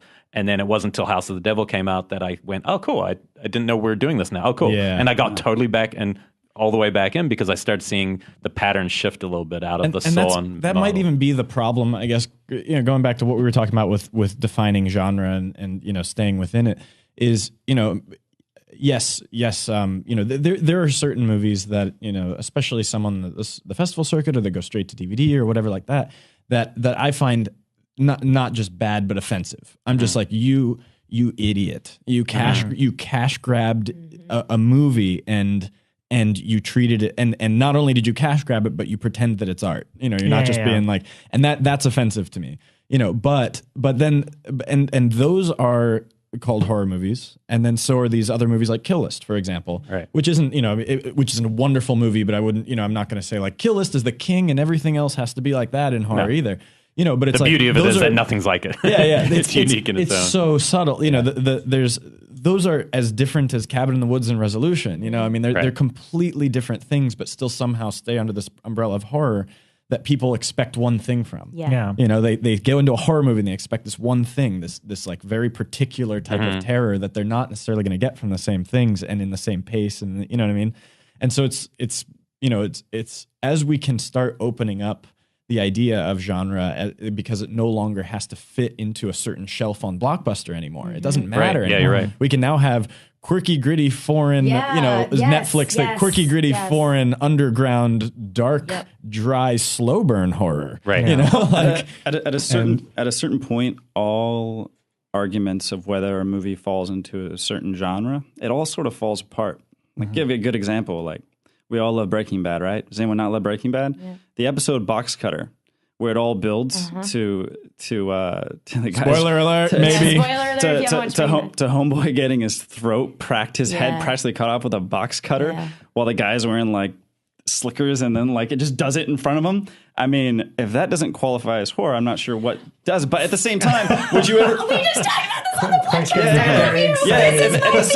At the same time, I bet most people would argue that Breaking Bad is in no way horror ever, and it's totally like there's tons of stuff like that. It's like it's Scarface is too. Yeah, like, it all becomes all the classification of cinema and storytelling so happy right now. becomes really silly at some point. It's like, who gives a shit? Like, do interesting stuff, and please, for the love of God, be unique. Yeah, and like that feeling that you get down in the pit of your stomach when you watch Ozymandias on Breaking Bad. God. That is the same feeling you get from really good horror movies, and the same feeling you get from tension, suspense. Hoping someone's not going to get hurt. The greatest feeling in the world, and for me, especially if you see a lot of movies, is not knowing what's next, and that becomes really rare in the horror genre at a certain point. And then recently, I think it's been restored. The one show I really don't ever know what's coming next, Game of Thrones, but that's because there's so many storylines that you can't possibly, unless you've read the books, because it's so kind of it's crazy like that. that. But I love that feeling of just the first time and the most powerful sensation of that I've ever had. And another thing that really got me back into horror was Lost Highway when it was in the theaters.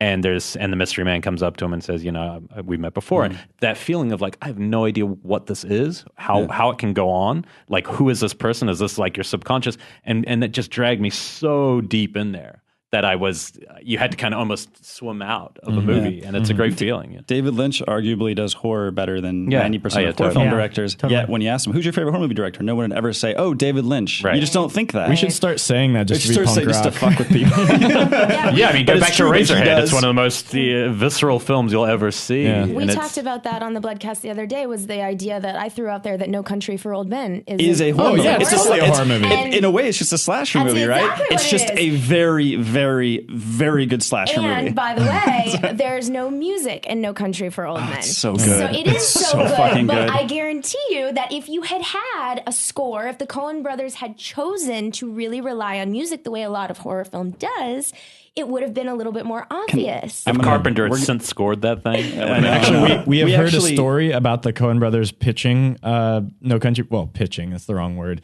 Telling people that they're going to do. It's first-hand, No Country for Old Men. a first-hand story. And they said that they said like, oh, you think this is a crime story? This is a ghost story.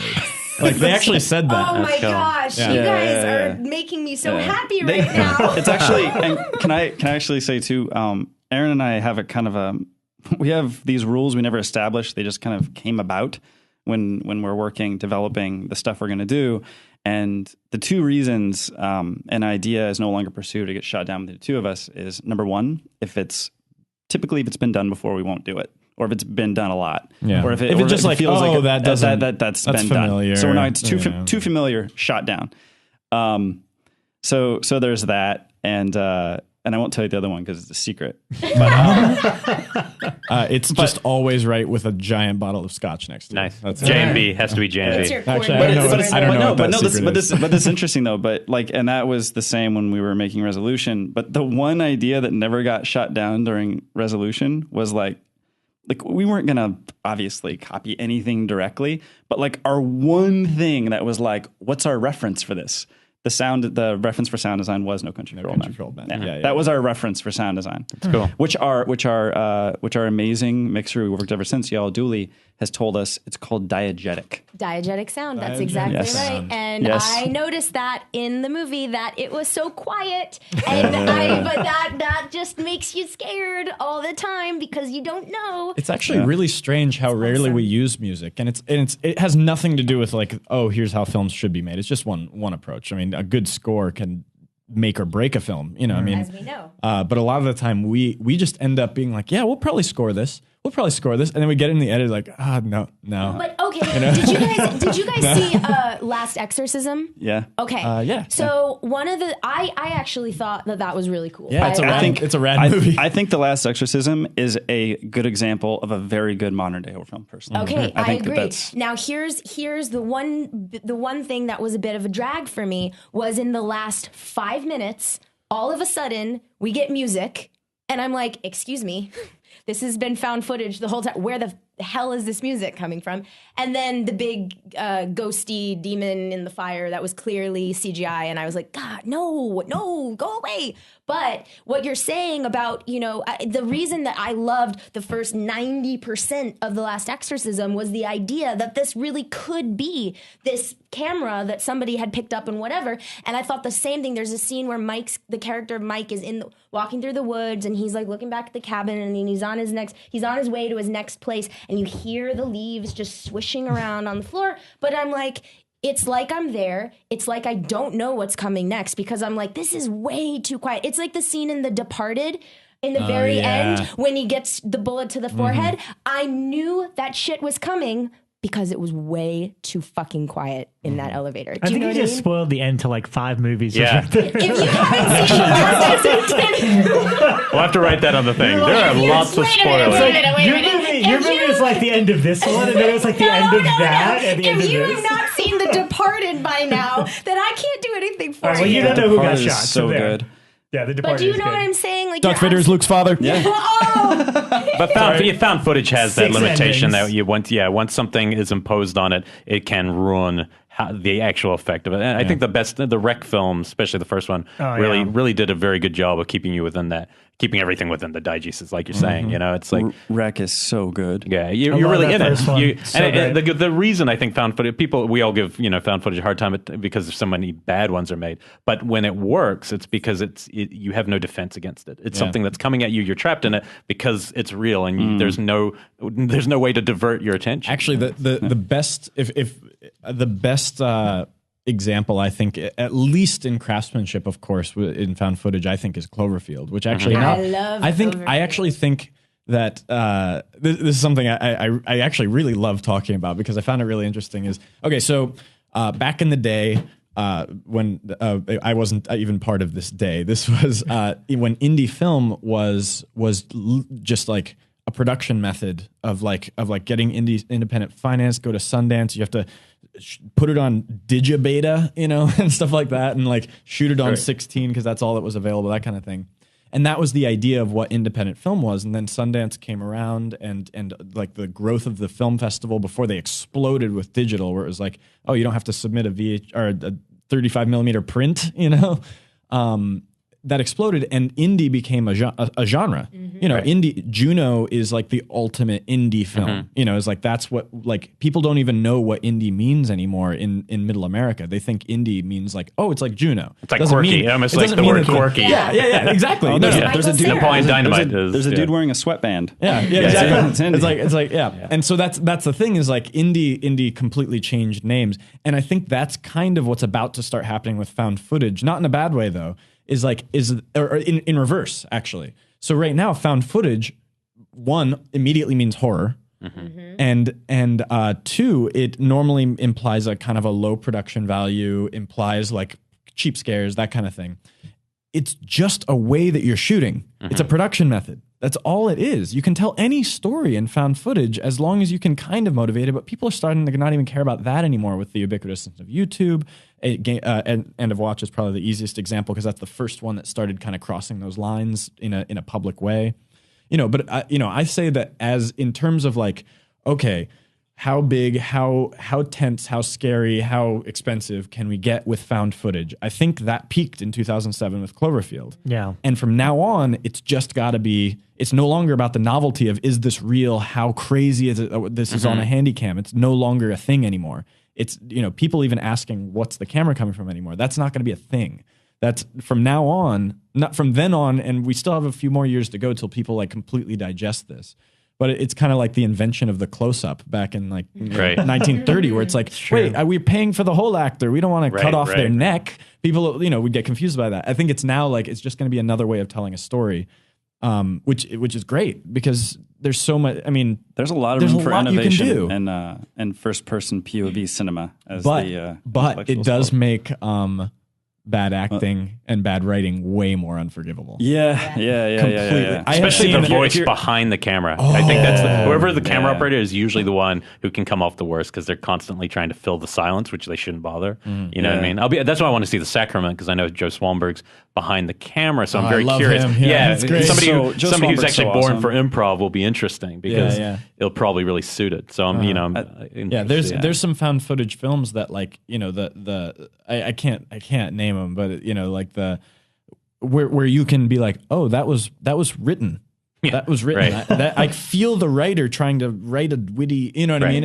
And again, we're filmmakers too. We fail and succeed at that kind of same kind of stuff. But like in found footage, once you start being like, oh, I'm punched in the gut of lack of, of uncanny, or not uncanny valley. It's often when they're trying to justify the camera. That's often when they're at their worst. So if you just forget that, like you're saying, which is probably where they're heading, it will be a lot more flawless, because the intrusion, like the worst case of this where I've really thought, oh, is this the end of found footage, was that TV show, The River, because they would constantly try to justify why they were showing you something. And after a while, you're like, you don't need to tell me. Just show me stuff, I get it. And they would just constantly going, oh, now we can look at you through this camera. And now I've got this other camera set up over here. And you're like, no, I don't. On Arrested Development, they never explain. Yeah, it's just footage. It's an image. It's just, it just an aesthetic choice. And actually, there we go. Yeah. Arrested Development did it. That's Yeah, a really you're good right. point. Yeah, And exactly. they did it for comedy. And nobody says found footage is Arrested Development, but that's the same aesthetic. it The is. exact same, except they don't go to like Or faux GoPro documentary, I guess it cameras would have and- been called back then. Yeah. Well, actually, yeah, I do think that's probably different. Probably, like yeah. that It is a little and, different. and The Office, but you those don't- are different than but found footage. I Arrested guess, Development never,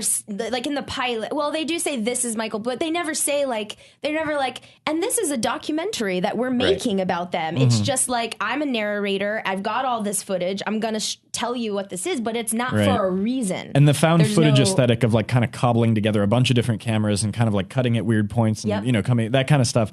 That actually I think is probably a different but very like a cousin aesthetic. It's in the family. Right. And I think that's going to be.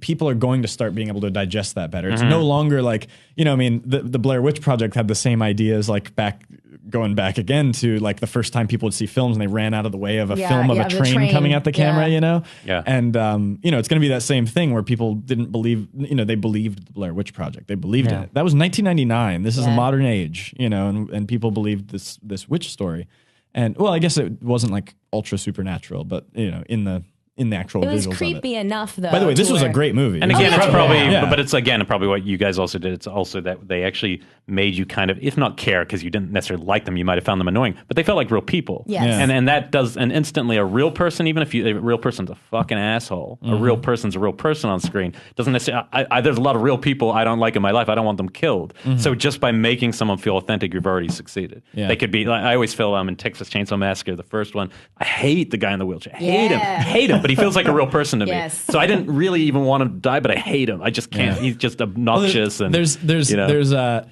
characters that you hate and there's characters you love to hate. And Yeah, that's exactly. it. Yeah. It's like, and there's plenty of characters. Let's go back to Breaking Bad. There's so many love to hate Yeah, characters, totally. but there's very few characters that you hate. Yeah. That you're just like, you know what? I don't want to see that guy. I don't want to hear about his story. I don't want to see him Right. talk. because Nothing. they're all You know, it's they've all like- been well defined. Right, That's the right. key. Yeah. So so take away from this: write good characters, write good stories, be original, Yeah. keep bending things. Wait, hold on. Found footage isn't real? Justin. They're saying he is. But Safe Haven is. Safe Haven was real. Safe Haven was real. Safe Haven was real. Thank you. I know we're going to be running out of time. I do want to throw out a couple things, maybe suggestions of films like you were saying, like maybe innovative indies that maybe people haven't seen. Yes. I have a big one. Yeah, throw it out. Wake and Fright. Oh my Oh, God. yeah. Wake Yeah, and we Fright. talked So about Wait. fucking 3, good. 2, 1. You're mad, you bastard. I just spoiled the best last line in the history of cinema. It's in my top 10 films of all time.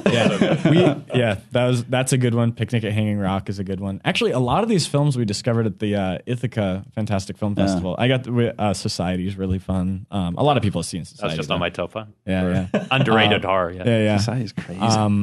People haven't seen. I mean, there's a lot of indies coming out this year, of course. Watch all of Wheatley's stuff. Sightseers is good. Very good. This is going to sound really pretentious, and I haven't seen that many Giallo films, and this barely qualifies. But The House with the Laughing Windows. Oh, yeah. is No, that's an interesting It's film, a little yeah. known gem of really European good. European art house horror cinema.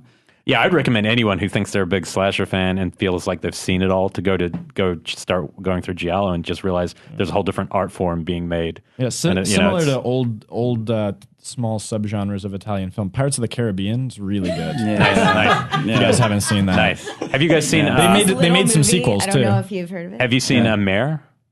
No. From a couple years ago, it was like the throwback Giallo film that a couple from Brussels yeah. made, and Yeah, it's yeah, all yeah. like It's French, weird tropes in it, but it's I haven't seen fascinating it, to but- watch. Like it should have been in an art gallery. I think it would have played better if it was just on a giant wall, but it's fascinating. Like to me, it was one of the best things just to watch. They had a new film, A mare? The Tears of My Body Dripped or something. Oh, the Tears of My... That's their new film. by the same. The Strange Color The of Your Strange Body's Color Tears. of Body of Tears. Yeah, That- which has which the is the best poster greatest ever title. and a it's great poster.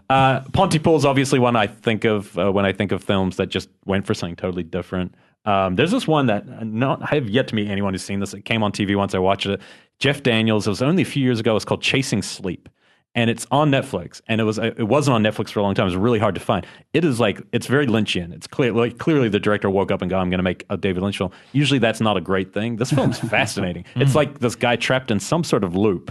I don't know what it is, but some sort of nightmare loop where he's like a college professor. He may or may not have done something with a student. You're not sure, and it just keeps repeating. And there is some weird shit. It goes into weird territory. I don't know if it's a horror film, a mystery, or a noir. But it's a really interesting film. Chasing Sleep. Chasing Sleep. Yeah, it's definitely on streaming right now. Okay.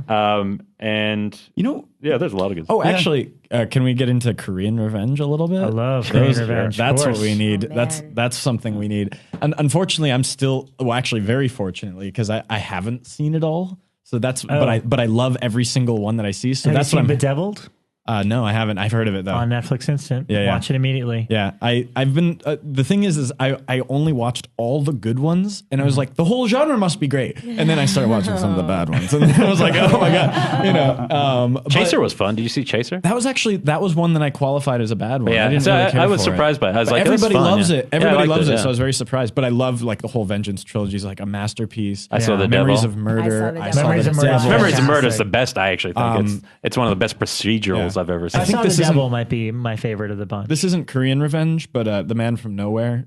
Great one. I think it's Japanese, right? It's Korean. No, it Is is. it? It's a Okay. Korean action movie. Yeah. You're right. You know what? You're right. Yeah, That's a great one. But it's more action, I think, but it has kind of a revenge element in there. Yeah. But it's there's that whole genre is just awesome. And Yeah. I think that's something that I can't believe took this long to get tapped into. Is like, like this formula is the same, and it's really weird. Like that, it's like, oh yeah, some really bad thing happens to him, and they just spend the whole movie murdering people. Yeah. You know, because it's like oh, they become the bad guy, but it's the thing that happened to them was so bad that we don't feel bad when he just murders a bunch of people. You know, Taken is like a great example of like a great revenge film. You know. And that's Vengeance like is all- Mine. Have you seen that? That early Japanese. I haven't. I'm so Yeah. embarrassed. It's been on my queue since I got Netflix, and I Yeah. keep looking at Yeah, it. it's an early version of Criterion. it. Oh wait, no, That's I was Criterion. thinking of just Vengeance. That's No, not, Vengeance that's is Mine different. is the Japanese one. Yes, yeah. Vengeance is okay, but yeah, the very first episode I mentioned my love of Korean revenge Yeah, you did. movies. Yeah. So Bedeviled. Bedeviled. Check out The Yellow Sea, which is the Yes. follow-up for Chaser. That's a really crazy. Yeah. one. And if after Resolution watching you that need one. more mind-bending, Damon Packard's Reflections of Evil is the most bending movie in the history of cinema. That's And I will stand by that with anyone. I think it's a But horror does film. it- It's a nightmare film. But does So it strange. does it genre bend? It does everything and more. It does everything. It's Does it own put genre. Cabin in the Woods? It's such a weird movie, but it's more of like I don't even know what it is. It's almost like video art. I think So Bedeviled. I'm just going to shoot you guys a couple of quick questions because Yeah. I Oh, from mentioned audiences, yeah. early this morning that you guys were going to come on, and then we'll wrap it on up. We sort of touched upon this before, the whole idea of the social networking and Twitter and all that stuff. But BJ, hello BJ. Hi, BJ. All right. She says that Resolution has become one of her favorite genre films in the last couple of years, which is awesome. But thanks to things like Twitter, you can keep up in real time with how audiences and critics alike respond to your film. How do you keep yourselves grounded from all the praise, and what have you learned about yourselves as filmmakers from that sort of experience? That was not on Twitter because that was not 140 characters. no, that was on Facebook. Okay. Facebook. Well, that's interesting, because especially now that the film's on like Netflix Instant, meaning people can watch it and then immediately, contact you guys via Twitter. So what's that experience like? Kind of. Well, we don't really stay grounded. I mean, actually, Kanye West asked to meet with us, and he wrote Yeezus about us. Right, of course. Yeah, a lot of people think that. Sorry, this is a horrible joke. I'm not even going to say it. Don't do it. All right, Just do it. Who cares? stupid. I'm not even going to Okay. say it. Too much build up now. No, I mean, we know the film we made outside of any praise. It feels really, or I mean, we get shit on too. Of Yeah. course, you take the good with the bad. Yeah. We know the film we made, and we're not going to make our films differently off of what we hear. We like hearing the good stuff. I don't like hearing the bad stuff. I mean, what can I do? What am I supposed to like it? Yeah. But it's not going to change the way that we feel about the way we want to make films. We're just going to do it. We're going to do our thing. We, as long as our films make money, which they will, because people like them, so that means they have a market. Then we're going to just keep making them the same way. So the response is purely just just an ego thing. Is like, oh, it feels good. It feels really good, or it feels really bad. But beyond that, it's like we're not going to take action. It's actually really fun. So I'm pretty sure there's not one person who's ever hit us up on Twitter or Facebook that we haven't had some kind of correspondence with. Like every single person. It's so much fun. you just meet all these random people. Yeah. It's like the best thing. But it also must be interesting when filmmakers you like or an actor you hadn't thought of would even have seen your film. They write to you, go, "Oh, I loved your film." I mean, it's just interesting that AJ, who's not in your film, was one of the, he was like, "It's true what they're saying. It's a great film." And, Yeah, or and even it's, Marilyn Manson, like you mentioned before. It's kind of that neat. was cool. Yeah. And you meet all these really interesting people you wouldn't have met otherwise. Like, actually, I haven't met AJ in person yet, but some of his associates seem really cool. Yeah. Simon Barrett's a really cool guy. Adam Wingard's a really cool guy. All those people are really nice. So it's been cool to meet those people on occasion. Eisner's really fun. Eisner's like, cool. there's lots. They're all the all the same dudes. Ty, of course. They're all like really cool. And so you bump into it. It just expands your world. I mean, otherwise. The only other way to do it, I think, is film festivals. So it's like there's Twitter, there's Facebook, and there's film festivals. And otherwise, how do you expand your world? How do you like market your film and turn it into another one and turn it into a career? There's actually this like really funny thing for the marketing. It's like you get grouped with all these people, and you just bring up like Ty West, and it's like it's like young filmmakers like Ty West. It's like we don't even know Ty West, never met him, but like it's funny because you're constantly like put in little sentences with him. Right. Never met the guy, nothing. But I wish we would because there's this joke I have saved up. No, we bumped and into it's him. like, yeah, but it was like not real. I don't know Yeah, him. I've never met. Yeah, it's not like we know him. Yeah, he wouldn't even remember. But like it's like yeah, people think like Ty West is an indie film director. It was bullshit because his uncle Kanye totally financed all this stuff. That's pretty funny. But we don't know him, so I can't make the damn joke. Can I make it since I know AJ on Twitter? Yeah. Shit. I think you can. Yeah, we'll blame it on AJ. that's really good. Okay, so let's see. El Gustavo Cooper. He asks, how is it like working in tandem? I myself have never co-directed and find the process fascinating. What are the pros and cons of co-directing something? There's no cons. There's no cons. It's kind of the like best. It's kind of like cheating. I mean, it kind of is. I mean, It's like having a second you to do a whole bunch of free work for you. yeah. Yeah. And especially when Well, I guess that means you guys have always been, pretty much on the same page from the get-go. Yeah. We I have mean, and if it happens, we just correct. It's no big deal. Like, we have extremely similar tastes, and the stuff that gets discussed and a compromise is made, the thing is, it always makes it better. yeah, compromise sounds like a dirty word when you're trying to make like a movie with a singular vision, like a strong like point. But it's not like that. It's not like we're like, hey, split the difference. It's more like, oh, like that makes it better. I don't think we've ever come to an agreement that's like, I think it makes it worse. You think it makes it better, but we're just going to go with the thing that makes it worse. It never ever goes that way. It doesn't feel that way. It doesn't matter. Like that's not, we both have the same goal in mind and our tastes are similar enough that we can keep at it. But, the good news is between the two of us, we can cover a lot of the skills on set, or we can cover a lot of the skills in general, And so, he writes, we both produce, we both direct. I'm a DP. I do some visual effects. We both edit, So it's like, we can take it all the way, the two of us, without anything, with nothing. It doesn't require anything but a camera and actors, And so, it's, as he said, it's like cheating. It's like being Vishnu with a bunch of arms, or, like you can. Does that mean you can't be in the DGA? No, we can. Okay. Yeah, I wasn't sure we about haven't that really rule. figured. We haven't really actually been even close to approach the DGA stuff right now. But I'm pretty sure co-directing is.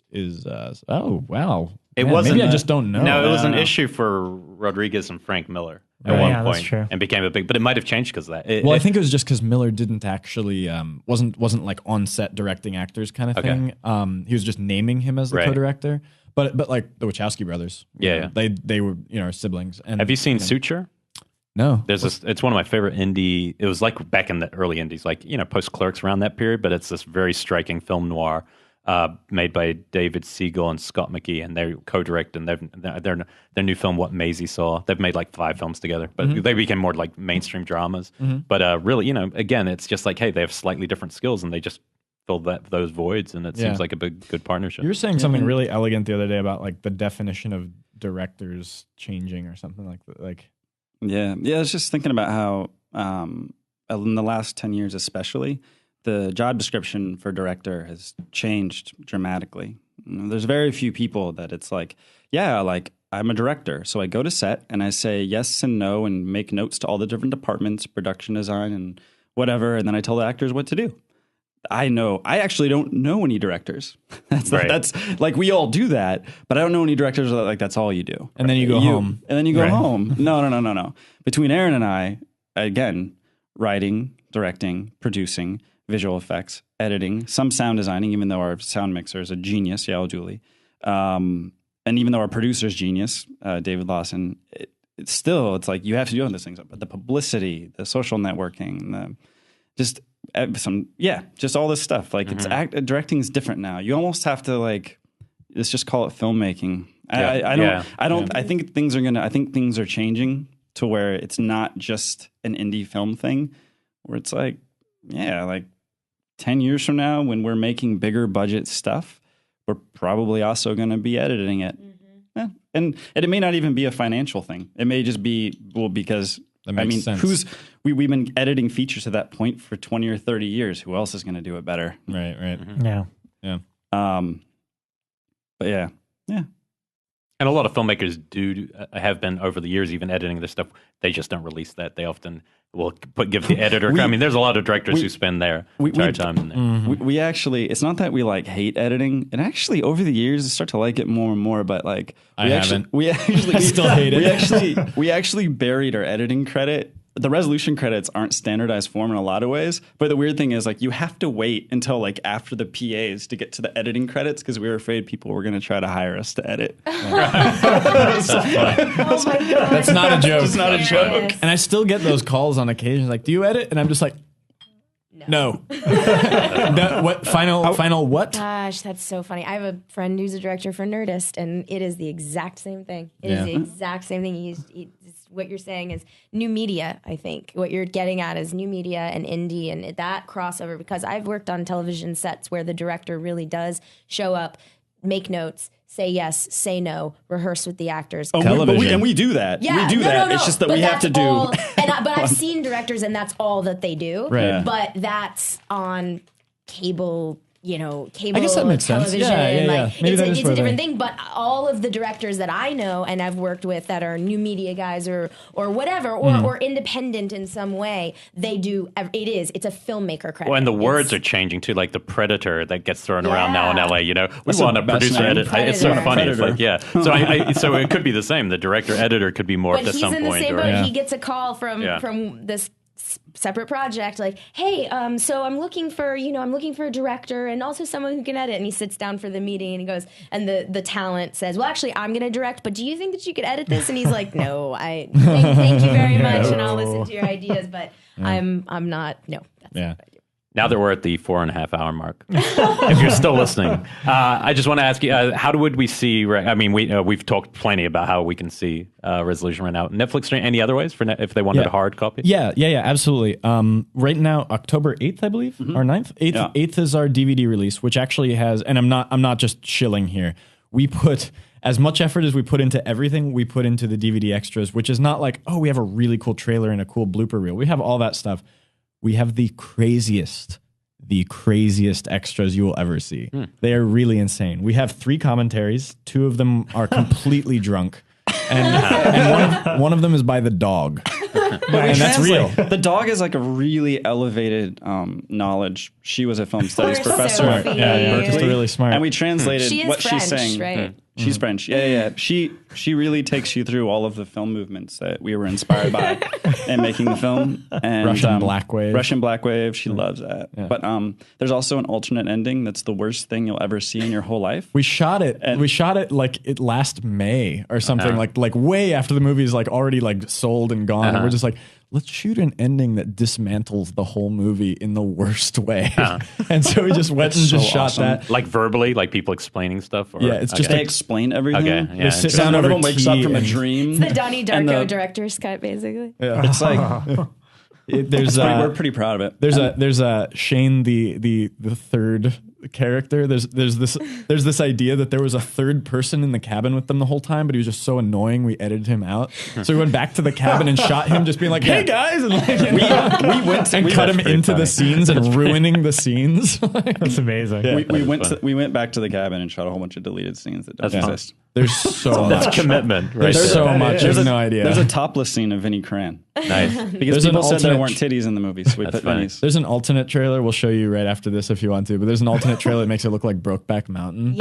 Oh, nice. That's cool. Yes. That I believe Yeah. I could see. What about Wrecked? And now, did you say that was a short? Or Yeah, it's a short. Yeah, it's a okay, short. and so that's on We're- YouTube. Yeah, It's just fun, search though. for our We're- names on YouTube. We're really proud of that. Cool. It turned Yeah. out really, really cool.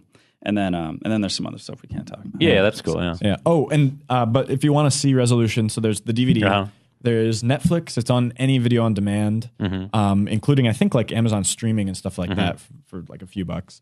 But also like if you want a copy of it or something like that, tweet at us and we'll talk. So we can't do Cool. it for everybody obviously, but like just if it's like God damn it, I really want to see it and I just know there's no other way. Like Yeah, I mean, tweet at we've us. said very little about the story. I don't think you even give a synopsis on this show. So if somebody doesn't know it, that's awesome because we didn't really spoil anything. Oh, we spoiled talked around the whole ending, but Well, and around. I don't think if you haven't seen it though, it will mean much. So Right, true. I think that's cool. So hopefully people check that out. Check out The Battery too, even though I can't vouch for it yet. Definitely, Yes. definitely. You will. can. I can't will. figure out how to see it. That's my problem. Maybe I should just write to the guy. do it. He's cool. All right.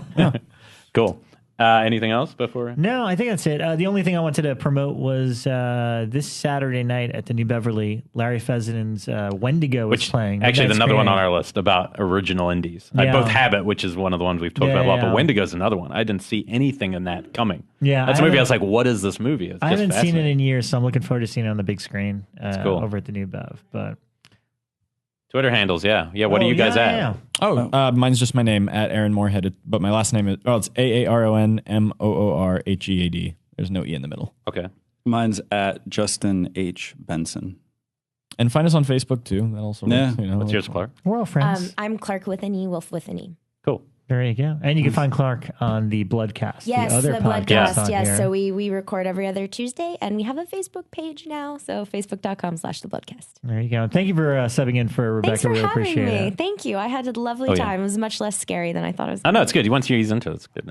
Also, Sunday night, if you're interested in seeing crazy cinema, Jump Cut Cafe in Studio City, we got House on Straw Hill is coming out that day. It's this crazy Udo Kier film that they had to kind of reconstruct because I guess elements were missing. It's meant to be pretty outrageous. Have you seen it? No, I It's just meant to be pretty. But fascinating. before that, we're going to show Ban the Video Nasties, a documentary about the video nasties in England.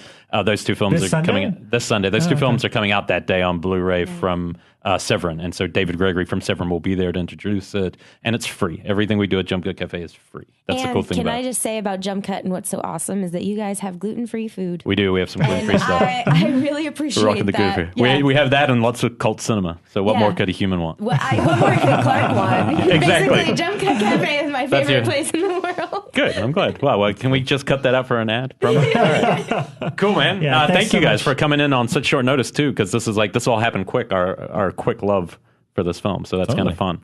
Yeah, thanks so much for coming in. No, it was great. Thank you for having us. This was fun. Yeah, all right, we'll see you guys next week. Not them. Not them. Rob, where can people find you on Twitter? Icons Rob G. There you go. Thanks for having us. Later.